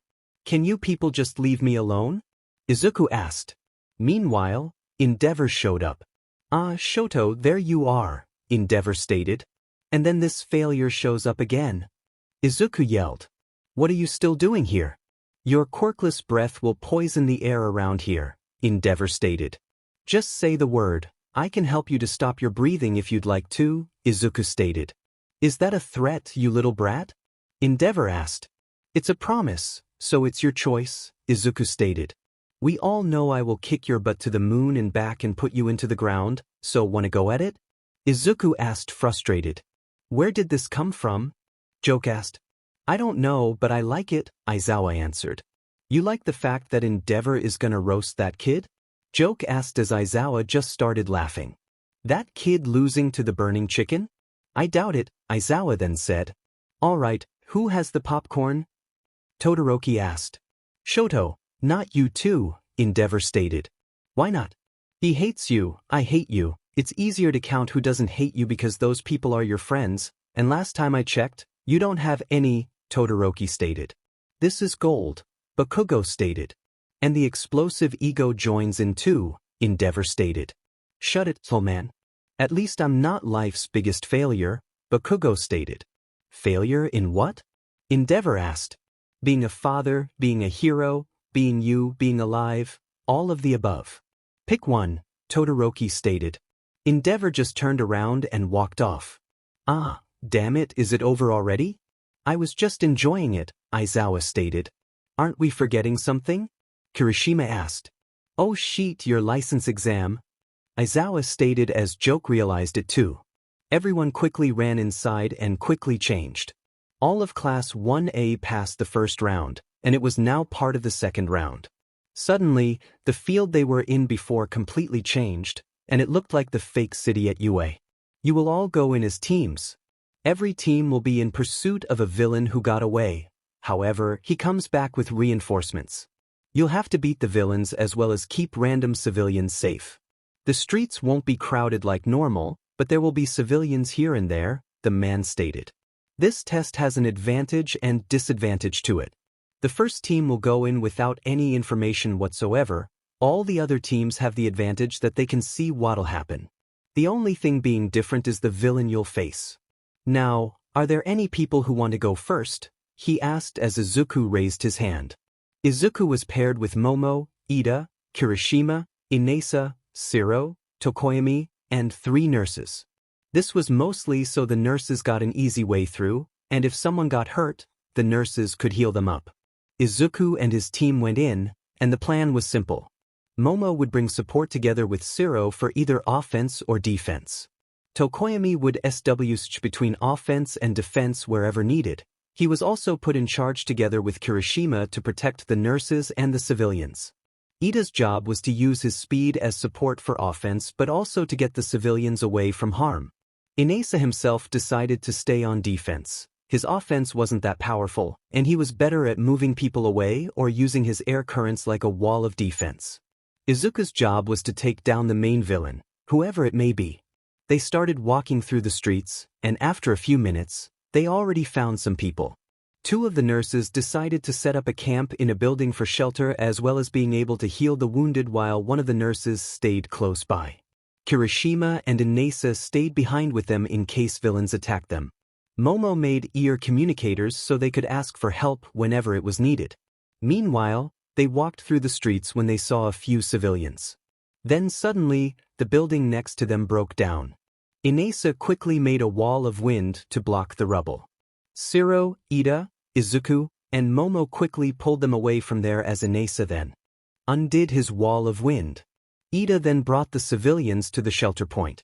Here they come, Izuku suddenly said, and as if they were waiting for that sign, dozens of villains flooded the streets, and the main villain couldn't make Izuku happier. His team had to face the pro-hero Endeavor. Now I finally get the chance to beat your butt, they both said in unison. Is he serious right now? The nurse asked a bit scared. He's up against the number 2 hero Endeavor, There is no way he can win this on his own, she stated. Izuku will win. Besides, he even won an all-out fight against All Might, Momo stated with a soft smile. Izuku just ran forward towards the mass together with Inasa and Shiro. This wasn't the best attack force. However, it was the best capture force they could think of. Inasa used his wind to throw the villains up, Shiro then used his tape to bind the villains, and Momo used a cannon with sticky ammo. Every bullet caught a villain and made them unable to move. This also made it able for Izuku to just keep going without any worries. This also showed the trust they had in each other. Izuku then clicked his earpiece. Are you guys still alright? Izuku asked. Not really, we could use some backup, Kirishima stated. Izuku then looked at the villains who were being captured. Only a few more remained. Inasa, hurry back to the shelter, they need help there. Shiro, Momo, take the nurse and pull back too, I'll handle things here, Izuku stated. There were a few villains in front of him. However, before they noticed it, they were knocked out. This only left Endeavor.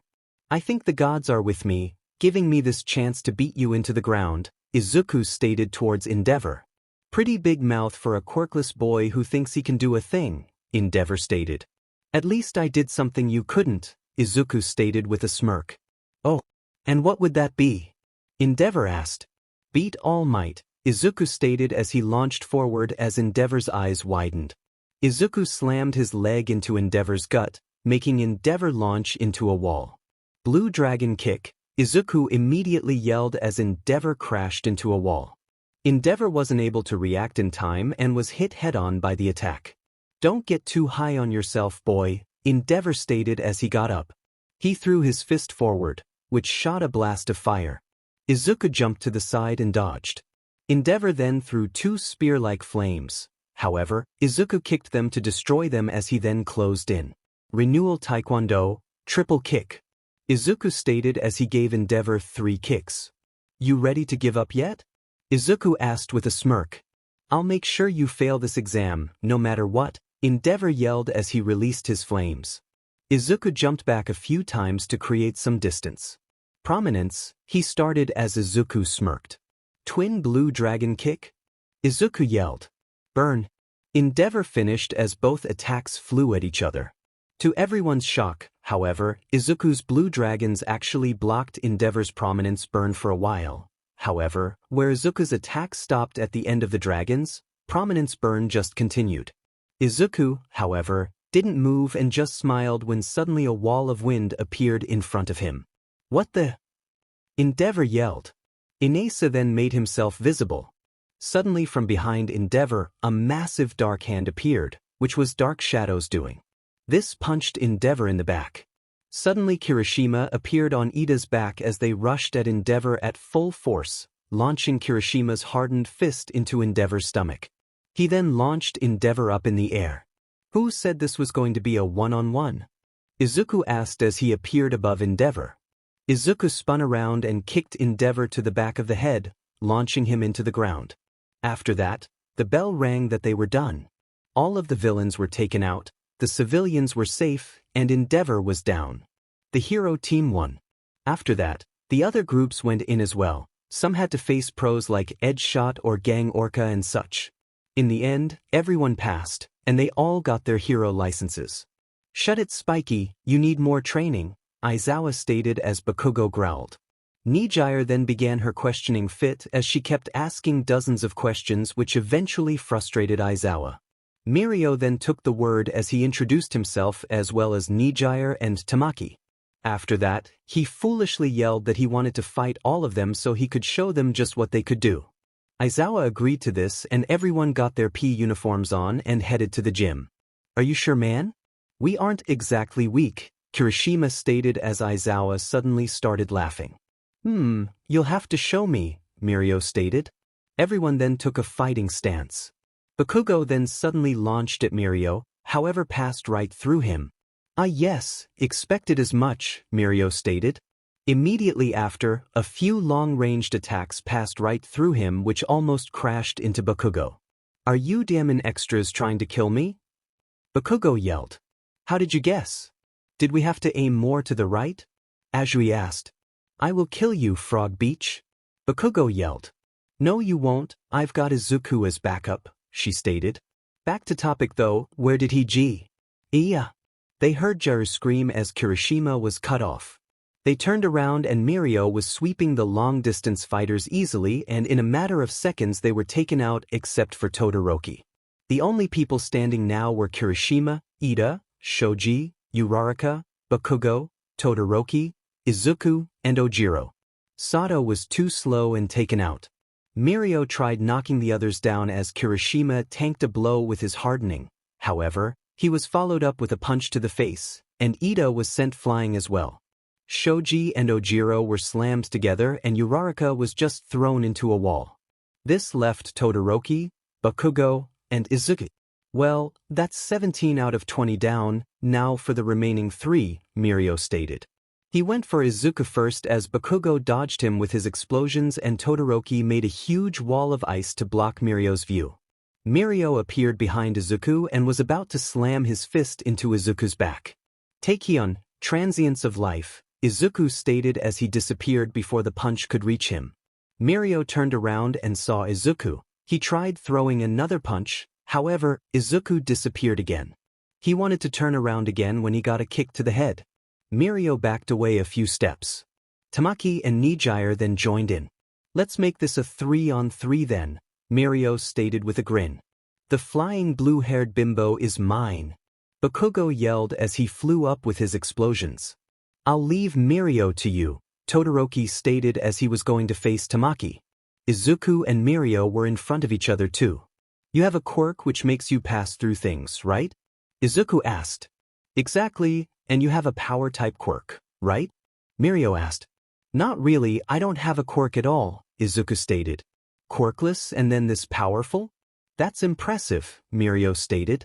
Mirio then passed through the ground again, and the moment he appeared behind Izuku, he threw a punch again. He thought Izuku was going to disappear again and was already turning around, however, he was given a heel kick to the gut. Don't assume things just because they happened once. It's good to think of the possibility, however, acting on them before they happen can be fatal, Izuku stated after his attack. Meanwhile, someone crashed into the ground behind him and Izuku noticed that Bakugo was down. Man, after all that big talk, I thought he was really something. Didn't.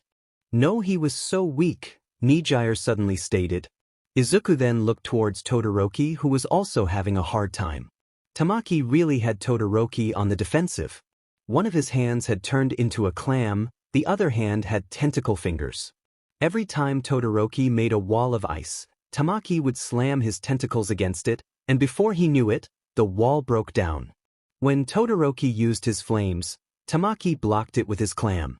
However, where Todoroki was slowing down because of the suching, Tamaki's attacks became more fierce and were pushing Todoroki back. Mirio then charged at Izuku.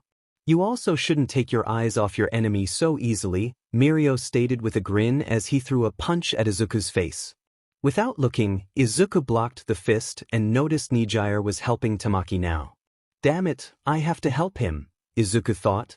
Izuku then threw a punch towards Mirio which he dodged by going into the ground. Izuku wanted to use this to help Todoroki, however, the moment he wanted to head there, Mirio appeared behind him and slammed his fist into Todoroki's ribs, knocking him over as well. Well, guess I just gotta do it then, Izuku stated with a sigh. Mirio heard this and was about to turn around with a grin when Tamaki suddenly shouted, "Watch out, Mirio!" Mirio looked at what he meant, and a blue dragon flew towards him. He made the dragon pass through him, however, it was launched at Tamaki because of it. Taki blocked it with his clam. However, he was pushed back a bit because of the force. The big three were amazed by Izuku's power. They looked at him and noticed he got serious. We better not hold back then, Mirio stated with a grin. Mirio then went towards Izuku as Tamaki threw his tentacles after him. Nijire was charging an energy blast. Izuku, however, shot forward towards Mirio ready to throw a punch, which he did. The punch passed through Mirio's head and Izuku smirked. Mirio was surprised by this. It's as if he knew this would happen, he thought. Izuku was in front of the tentacles which he dodged for the most part. However, one of them managed to grab Izuku's arm. Izuku then grabbed the tentacle with his other hand and pulled Tamaki towards him. Tamaki flew through the air towards Izuku, who gave a jump kick. Tamaki blocked it with his clam. However, the clam cracked and Tamaki was sent flying into a wall. Nijire shot her energy beams. However, Izuku just kicked them away. Twin blue dragon kick? Izuku then yelled as he shot 2 dragons towards Nijire. She tried countering with her own blasts. However, she only managed to destroy one of the dragons and the others slammed into her. Do you still want to continue? Or was this enough for you? Izuku asked. I want to see who wins, Mirio said with a smirk. Mirio then charged at Izuku. However, Izuku dodged him and was about to counter him. Mirio passed through the ground and appeared behind Izuku. However, the moment he did, Izuku slammed his leg backwards, which immediately made contact with Mirio's chest. We're done, Izuku stated. How did you beat us like that? Mirio asked. Tamaki was using his tentacles for long-range capture and attack and his clam for defense. However, he never left his spot. All I had to do was get him close through the tentacles and take him out. Nijire takes some time to charge her blasts, so if I used 2 quick moves, it could take her down just like it did, Izuku explained. You were a bit tricky. You could pass through things, and because of that, you could dodge all my plans. I couldn't control the flow of the match, so what I did was make you move like how I wanted to, Izuku explained. What do you mean by that? Mirio asked. If I would have gone for Tamaki's tentacles on my own, he would have kept his distance and would be more careful. I made sure I passed through you to get in close and take him by surprise, Izuku explained. Your fighting style isn't bad, however, you keep using it the same way. You either pass through someone and try to counter, or you go underground and appear in the back. I saw you use it a few times like that, and I noticed you always appear in the back, and since you pass through things, you can't see what happens above the ground when you are underground, so I made you pass through the ground to create the opening you make before appearing in the back, Izuku explained. That's very clever, Mirio stated. My quirk is a tricky one. Every step I make takes a lot of different steps, and I can't allow myself to mess up. I used my work studies as experience to get stronger and a better fighter, but it seems I still have a lot to learn, he added. Sir always told me to predict the future, anticipate how the others move. However, you took that to another level and tried to control how the others move so you stay in control, Mirio stated. I guess I learned something good today, he added with a smile. Still, you 3 were amazing though, Izuku answered. Hey Izuku, I know this is very sudden, but I would like you to meet Sir for your work studies, Mirio stated. I'm sure he would love the way you fight, and we could need someone like you in our upcoming mission, Mirio stated. Sure, I'll come with you, and if I can help, I'll help, Izuku answered.